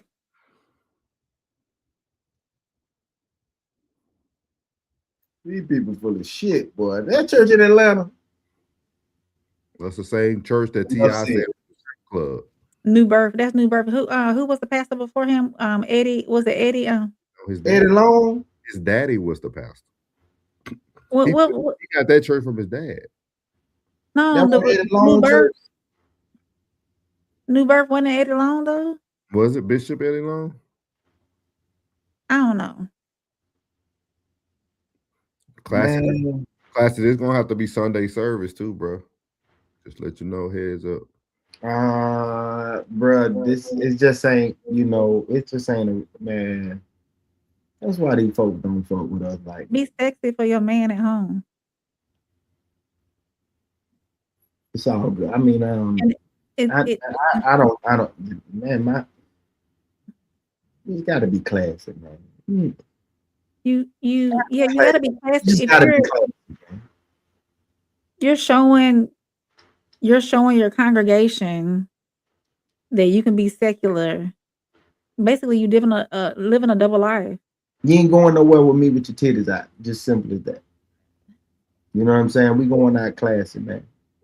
We going out classy, man. You know what I mean? She was well covered up for that Sunday service that he had to defend. I appreciate him defending his wife, but she was beautiful then, well covered up, modest. I'm gonna say modest.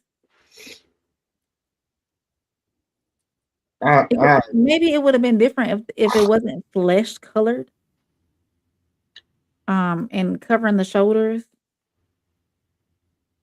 Ain't no explanation for that shit. There's a time and place for everything. Ain't no explanation for that shit. It's just you a first lady, man. Yeah, I don't care how modern you want to make it. You stood in that position. You can't just remix positions. If that's the position y'all rolling, you gotta go about it right. You leading the people. We can do what we want to do. I ain't gonna be in your congregation. Cause I Like me and you ain't the same, bro. We ain't the same. We just ain't the same, bro. I'm gonna look at you and you be like, oh, you just a jealous. That's what you want, Negro. I'm gonna say, man, you don't get your. And then for him telling the congregation to go trade it in, if that's not what you really, if you ain't proud of her and that's not what you really want, go trade it in and find you somebody. You just told your congregation to trade that booger in. Right. That was the best part of the sermon for him, though, because at least he was living his truth. Because he traded in Jamal Bryant. He had a beautiful wife before this. Now, this ain't like he was with a model before. So he was living. He was telling his truth. He cheated on her. Oh, okay.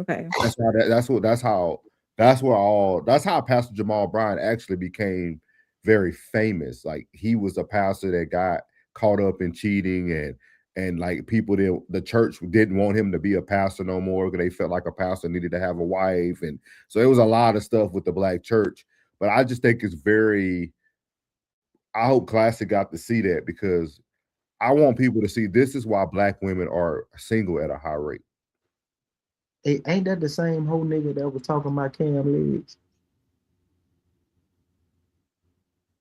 He was on Cam's. When he on Cam, sometimes he had pretty legs. Yeah.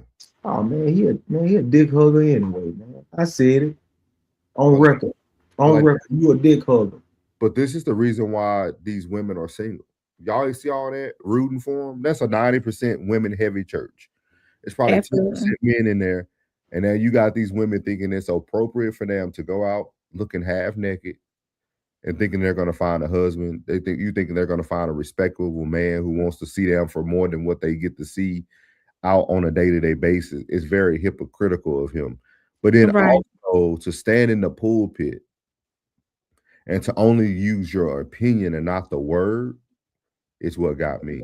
Because if he would have went to First Timothy chapter 2 verse 9 chapter 2 verse 9 through 10, it says, in like manner also that women adorn themselves in the modest apparel with shamefacedness and sobriety, not with broad hair and gold or pearls or costly array, but with the becoming women professing godliness with good works. So the Bible, the word, what you supposed to be standing on every day, you're in the pulpit, out the pulpit, walking around, you now want to neglect the one thing that you tell everybody they should lean on when they bring in their collection plate around. Yep.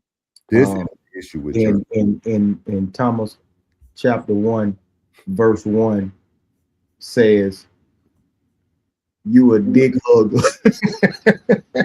You's a dick hugger, and you shouldn't be talking to a congregation full of nothing. You wrong, Playboy. And you a dick hugger. You told a man he got pretty legs. That is crazy. Why would that want to be your, like, when has church become social media? Like, why is that your message for the day? Y'all see all the things that are going on in the world, and that's your message for today?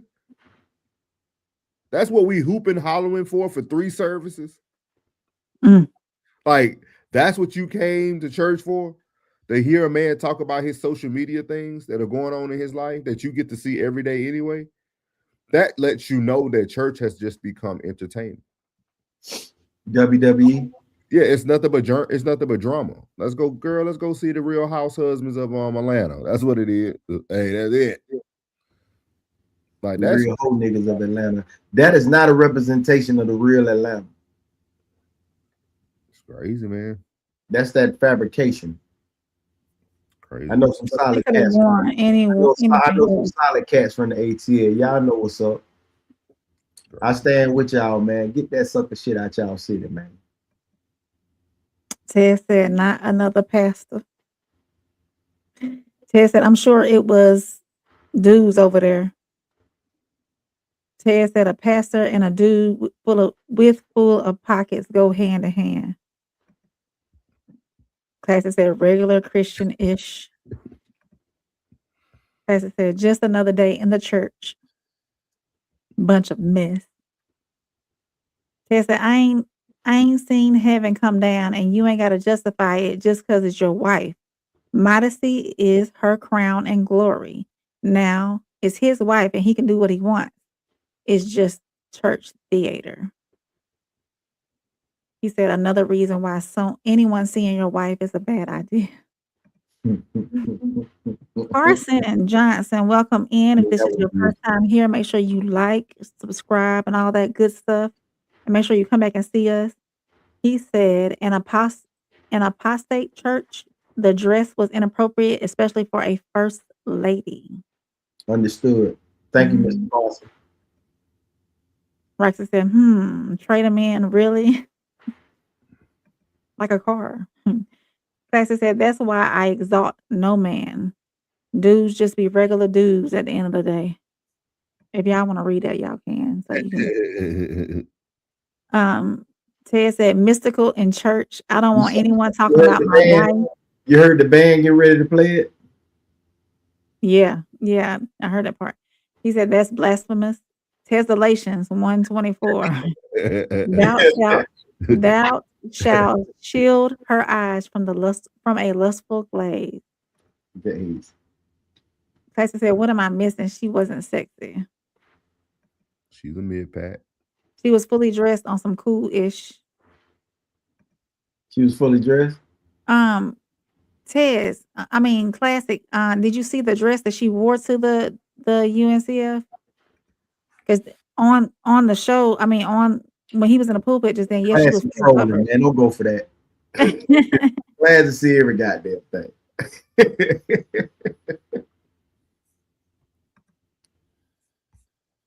You pulling her up, so yeah, I'm trying to get it for the masses. I think if it would have been a different color, and also Shane Blue Cloud and Raucous, we were gonna get to y'all comments in a second. We're gonna pull up that video for our esteemed colleague. But I think if she would have, if the dress was a solid color and not flesh toned, and maybe if she had something on her shoulders and a little piece of lace covering up her bosom a little bit more, then it would have been okay. I think the whole thing is it's not about it being flesh. I think it's of that nature. Everything, not even that. Everything we do in life has an intent behind it. What was her intent? Why did you choose that out of all you? Because you don't choose that. He bought it, cool. That's what I'm saying. Why? But why? Why would you choose that?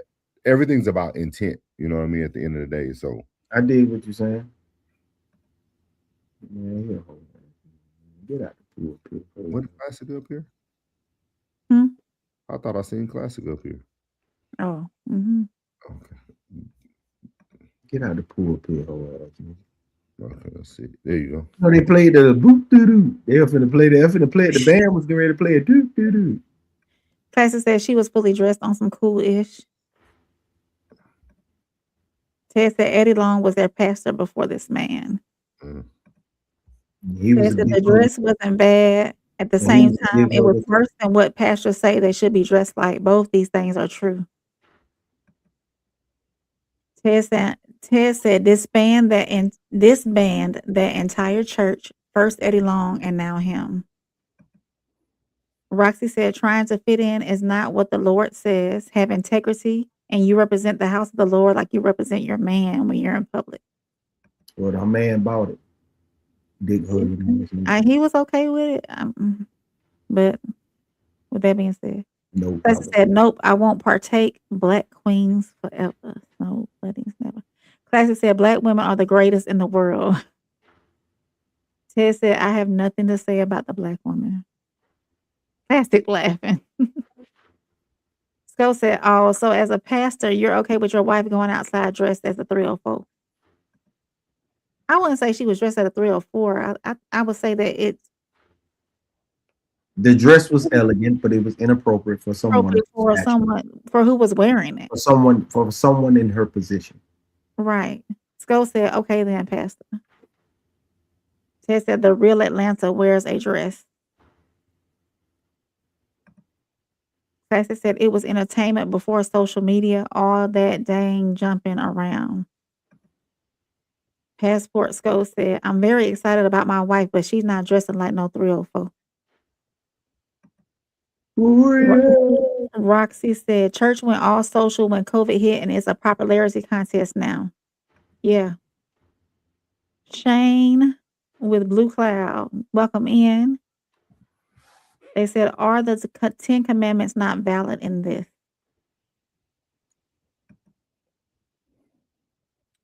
Ra Cash, welcome in. Always watch the pastor's preaching.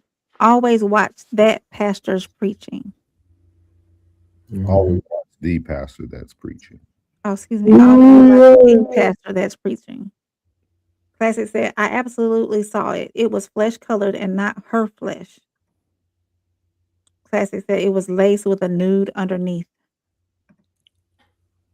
And he said, absolutely nothing wrong with the dress. I let a woman wear that with me for sure. She got that ish on. Ted said, I think if it was her skin color. Like the dress, I think, but it wasn't her skin color.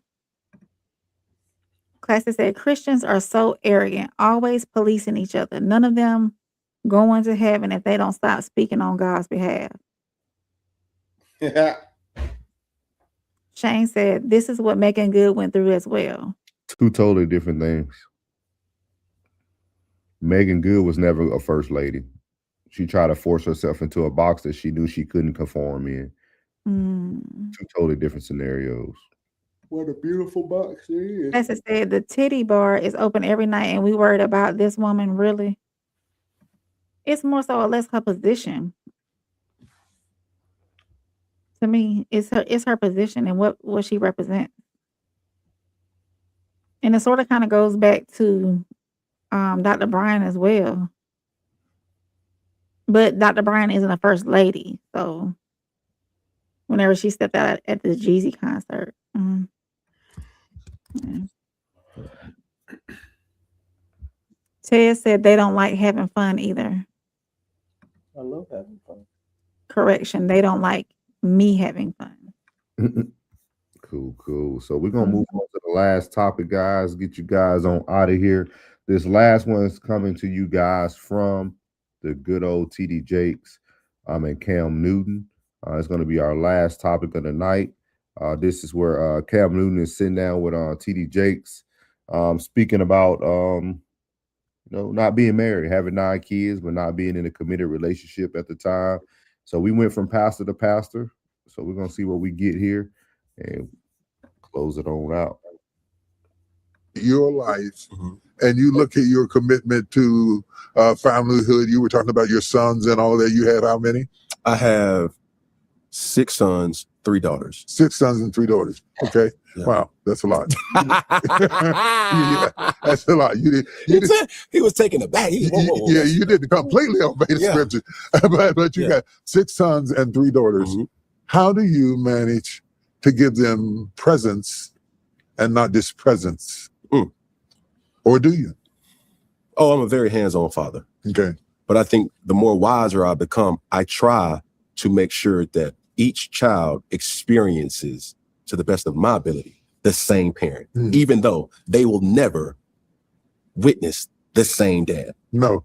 Do you understand? Oh, I totally do. So it's like your first, they get to, oh my goodness, you just, then you start getting into your second, and then you get into your third, and then finally, when you get to a place where you appreciate life, and you're just to say, when the nurse or the night nurse comes in at the hospital and she says, "Hey, do you want me to take the child so you guys can?" Yes, take her. Yeah, because we know that these times are precious for sleeping and catching up and just those type of situations. And that when you start to have a family dynamic, you start to realize the way you parent your sons is not the same way you parent your daughters. No. The way you parent your oldest is not the same way you parent your youngest.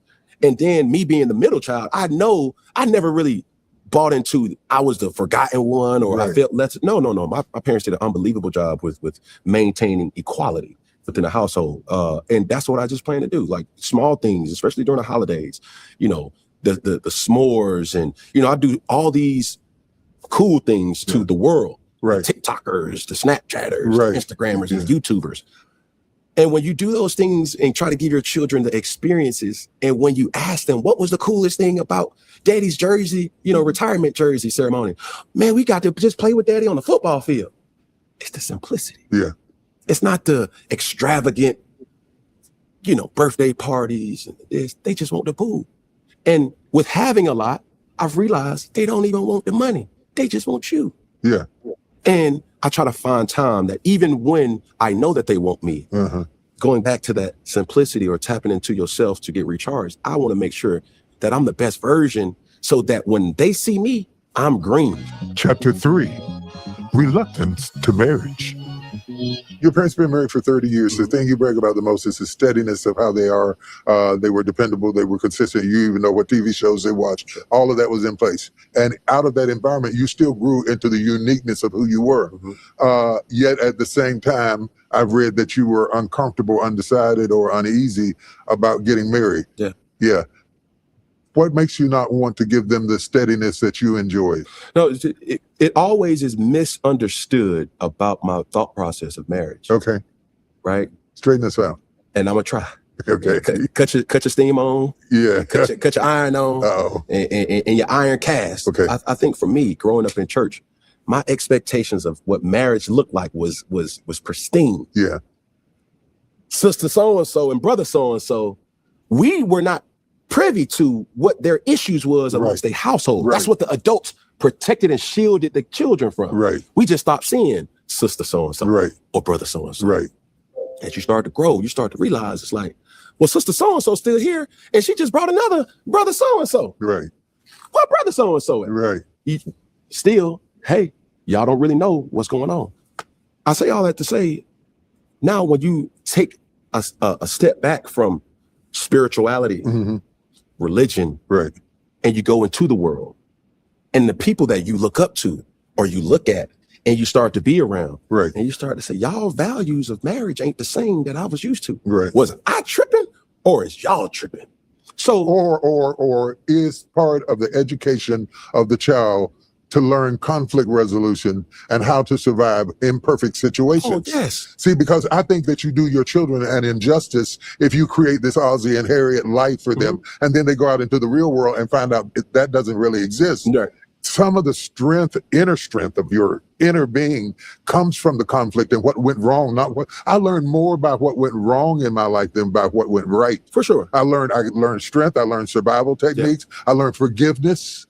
I learned when you've had enough and you need to walk away. And all of those things I learned either through my own experiences or watching my parents work through their experiences. My father was a kidney patient. He died when I was 16. I watched my mother take care of him. I watched him have good days and I watched him have bad days. I watched him run his fist through a wall. I found out that having uniformity came at a great price, and that you had to suck up some of your individualism and some of your attitudes and some of your feelings for the betterment of the whole. I tell people, I've been married 43 years, and I tell people we are married today because we believed in something bigger than ourselves.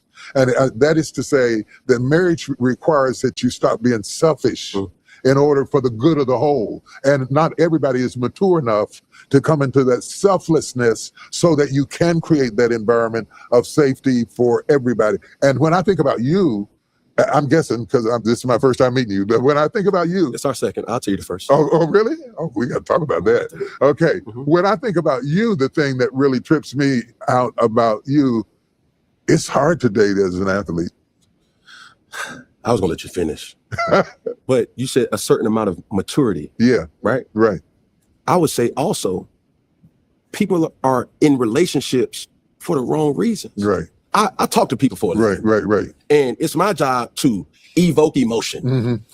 I'm going to stab, twist, I'm going to rub, I'm going to, console you, I'm going to tell you certain things, and I'm also going to study and observe you. And I realized a marital vow comes from religion. All the principles of how to find a virtuous woman comes from religion and scripture. But why is that we only cutting out certain pieces of the Bible to just fix our lifestyle when we're not applying the other things that God wanted us to do? So does that drive you away? No, it doesn't. No. It doesn't drive me away. What it tells me is that I have to make sure that I'm making a sound decision. I can't fall victim to a person that doesn't have my same principles, because knowing that same whisper of that's not of God, but why? Would it have been easier to find companionship without money? Come on here. Well, you took it right out of my mouth. When you were broker, were you more sure that they were into you for you? Yes. It's part of the problem and the reluctance coming from the fact that now you can never be sure the why, behind whether they are with you for a payday, or whether they're with you for the prestige. So as you see there, it's becoming a thing. Seems like everybody falls on the wealth. It's the answer to the unsuccessfulness, even though you were successful at so many other things in your life. But what is your thoughts on this, Rain? I know as a female who probably desires marriage, how do you feel about this? He does go on to say later on in the interview that the woman that he's with now is the one, but he has all these reservations of divorce. But he said everything is great with her now. And my question to the men, if everything is great, then what would be holding men back from marriage besides the fear of divorce? Money, money, money. Ask that question again, Ryan. Besides the fear of divorce, if a woman is everything and the relationship is going great and you can see her as your wife, what is holding you back from locking in? And what I mean by locking in is making her your wife.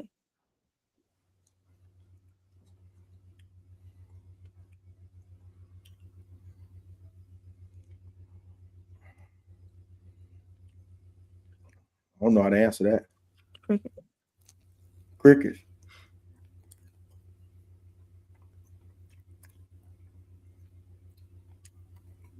Most men do what they want to do.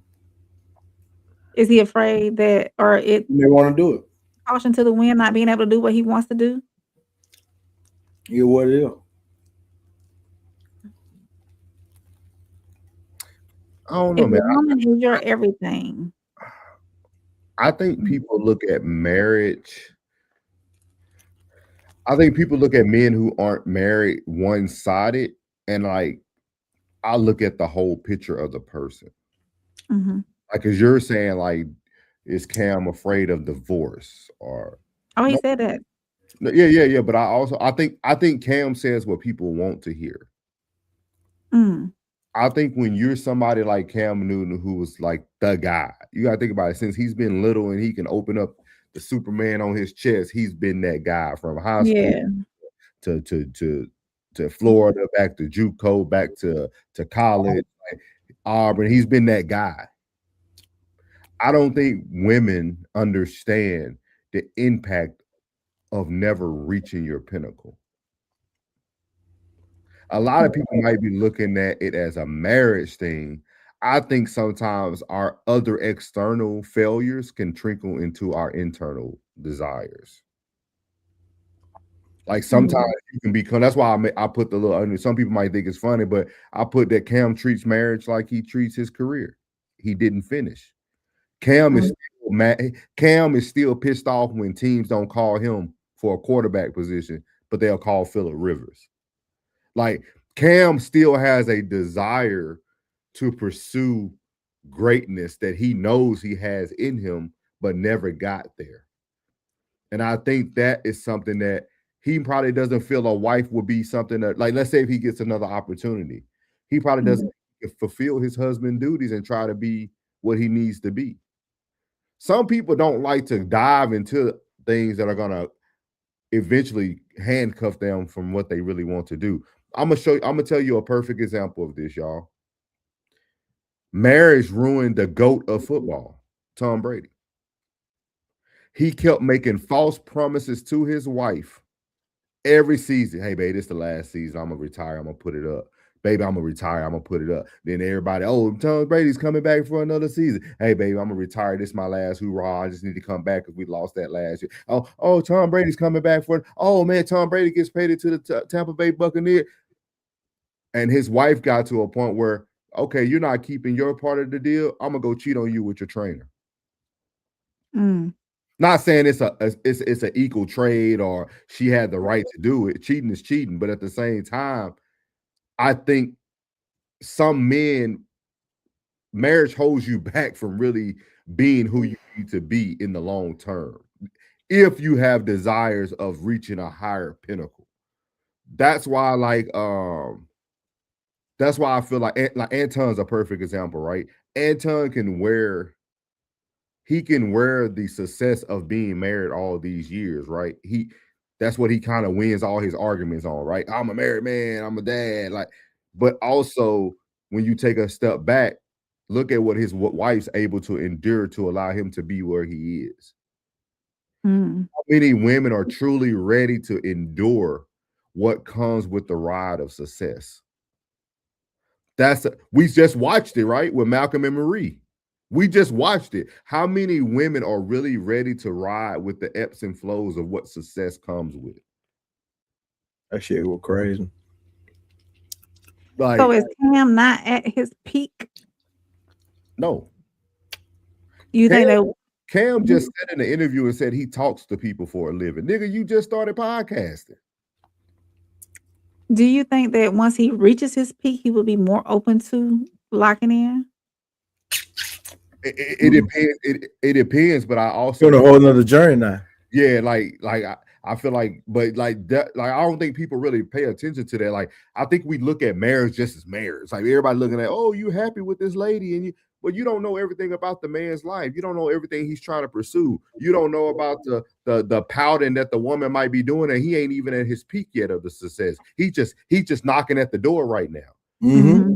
He knows he's on this camera 8 hours a day when he just got done working 12 hours. You getting probably 15 minutes of his time. Like, you already pouting with this. What's gonna happen when What's gonna happen when I really get to the point where I'm trying to I think Cam has experienced that.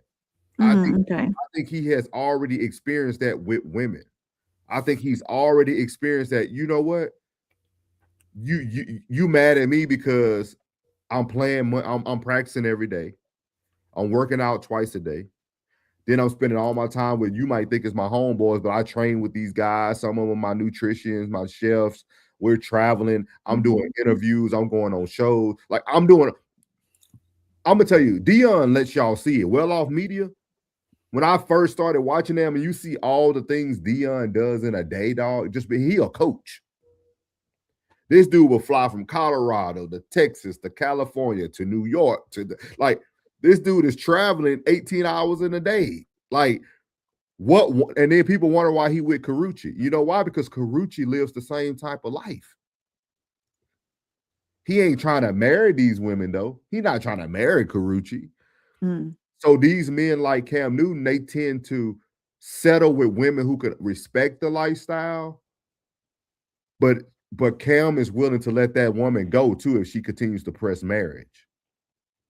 Like, right now, social media is ruining Cam's relationship because everybody's pressing him. Everybody's trying to make him a husband when this nigga trying to be a Super Bowl champion. Everybody's trying to make him a husband when he's trying to be a coach for an NFL team. Everybody trying to make him a husband when he just trying to get his 4th and 1 show to a level of Pat McAfee. Like, this man is in constant competition every day. Like, I don't think women understand this, dog. Like, right now, me, Classic, Plug, from a man standpoint, we in competition. We in competition with Anton Dams. We in competition with Freezy. You know, everybody who's being where we want to be, that's competition. So now we got to look back and say, okay, yeah, they might have it all, but man, I got to get there first. Y'all want me to do all these things before I get to where I need to get to. But then people wonder why these successful people don't be married at the end of the day. You know what I mean? LeBron is a one-off. Steph Curry is a one-off. Look at Steph Curry. Yeah, he just stick it in with his, you know what I mean? But like, so I can't even use him as a good example because his wife talking crazy. But I think LeBron, we don't know a lot about him. He keeps his life to himself. But LeBron is like probably like the 1%, less than 1%.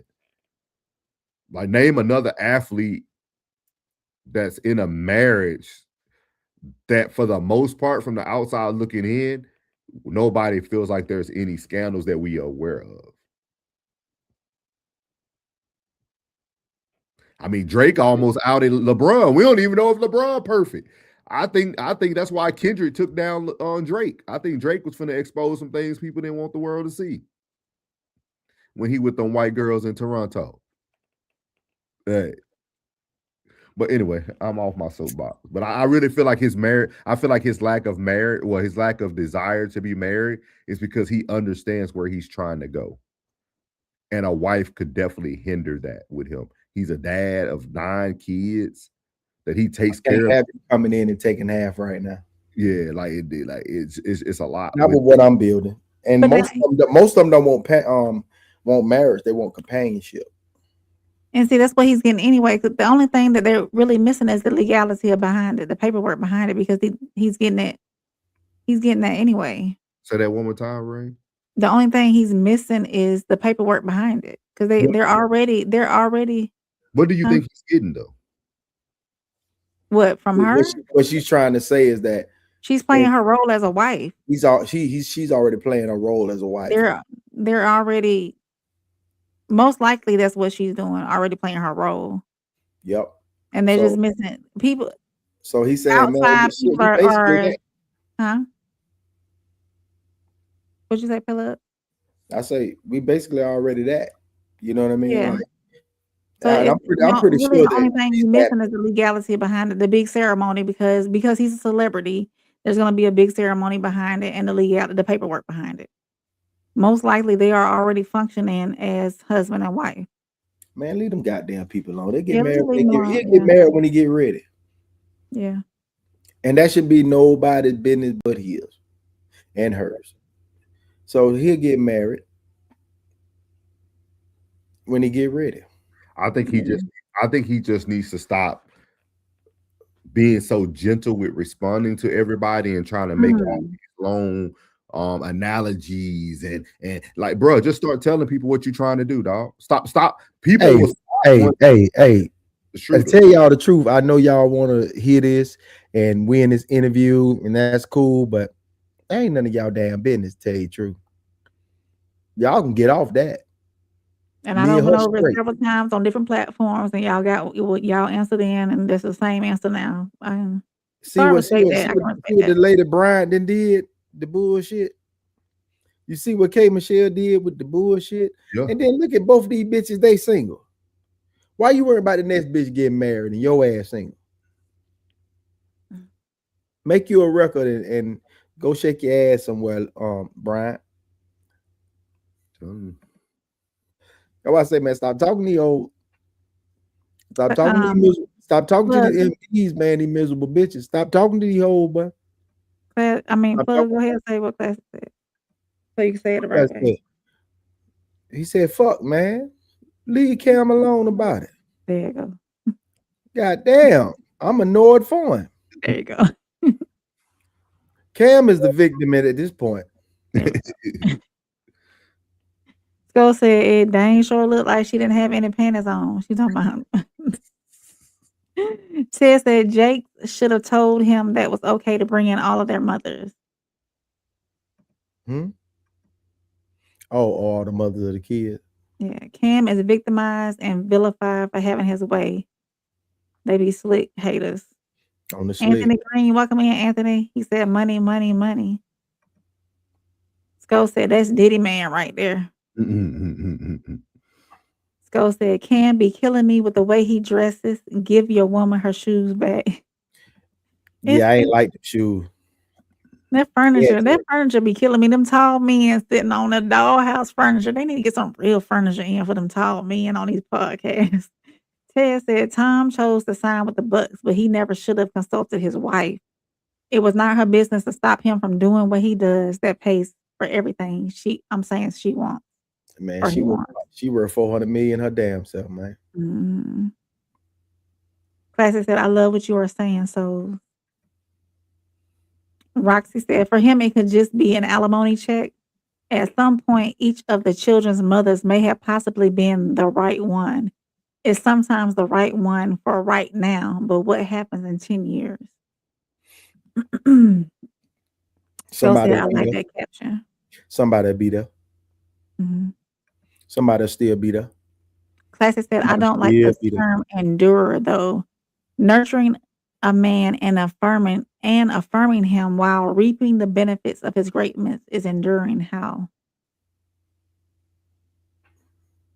Did I use that or somebody else used the word? I think you said enduring. I think you did. Oh, okay. I'm not for certain. Ted says, Steph, relationship sucks. Put it in. Welcome in. Drake sees the truth. Ted said, too much personal business. Put it in. Your favorite basketball player wore, I'm assuming, a red dress and got ish box.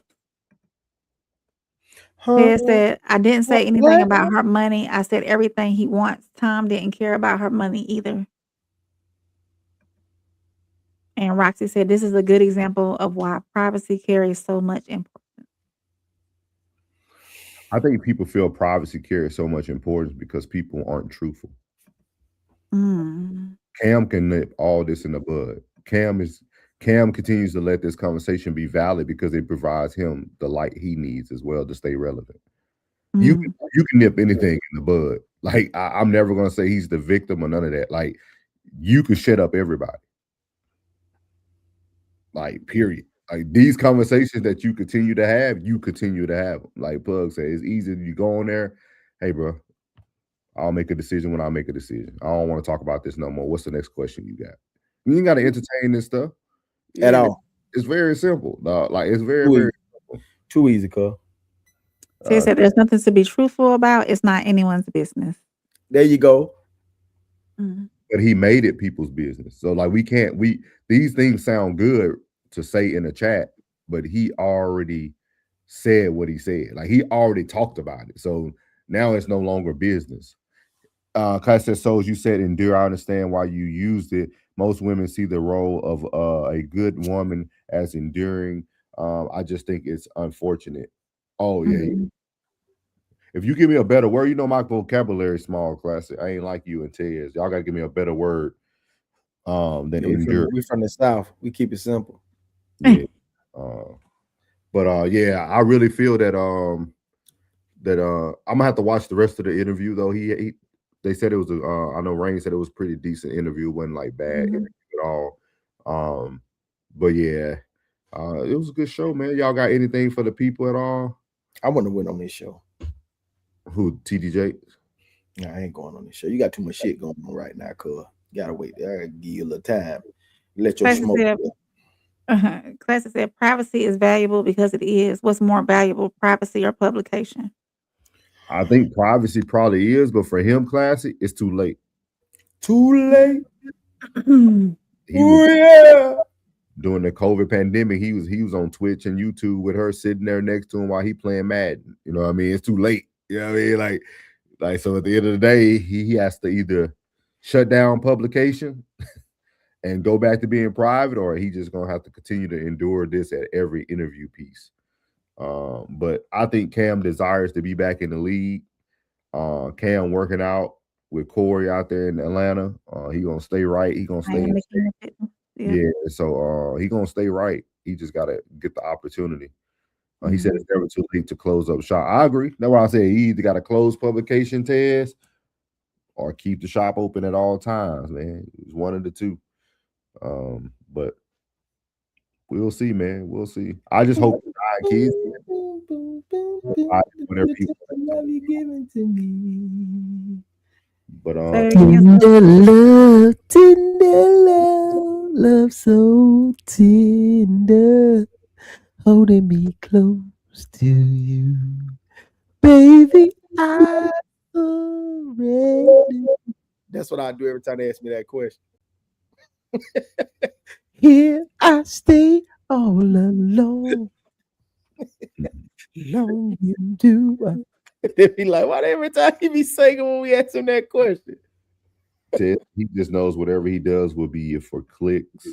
Roxy said hit that like, subscribe, hit all those notifications and share. We appreciate, man. We appreciate everybody who tuned in tonight, man. This one actually was a very good show, man. It was a lot of steady viewing, man, in here. Claressa said Jesus walked with Mary from King of Diamond. So Jamal stop. being Christ, I let her who without seeing cast the first. Man, boy, stop. That boy fool, man. We'll hit it for Sunday service classic with our other topics we got. But man, as y'all can see at the bottom of the show, we have a live show February 13th in Darien, Illinois, right around the corner. We are now 29? What's that? 30. I think we'll be. What's that? 37 days out. 37. So, yeah. Man, come and hang out with us, man. Yeah, so make sure y'all come hang out with us, get your tickets. Roxy said, be blessed, stay safe, keep your crown held high.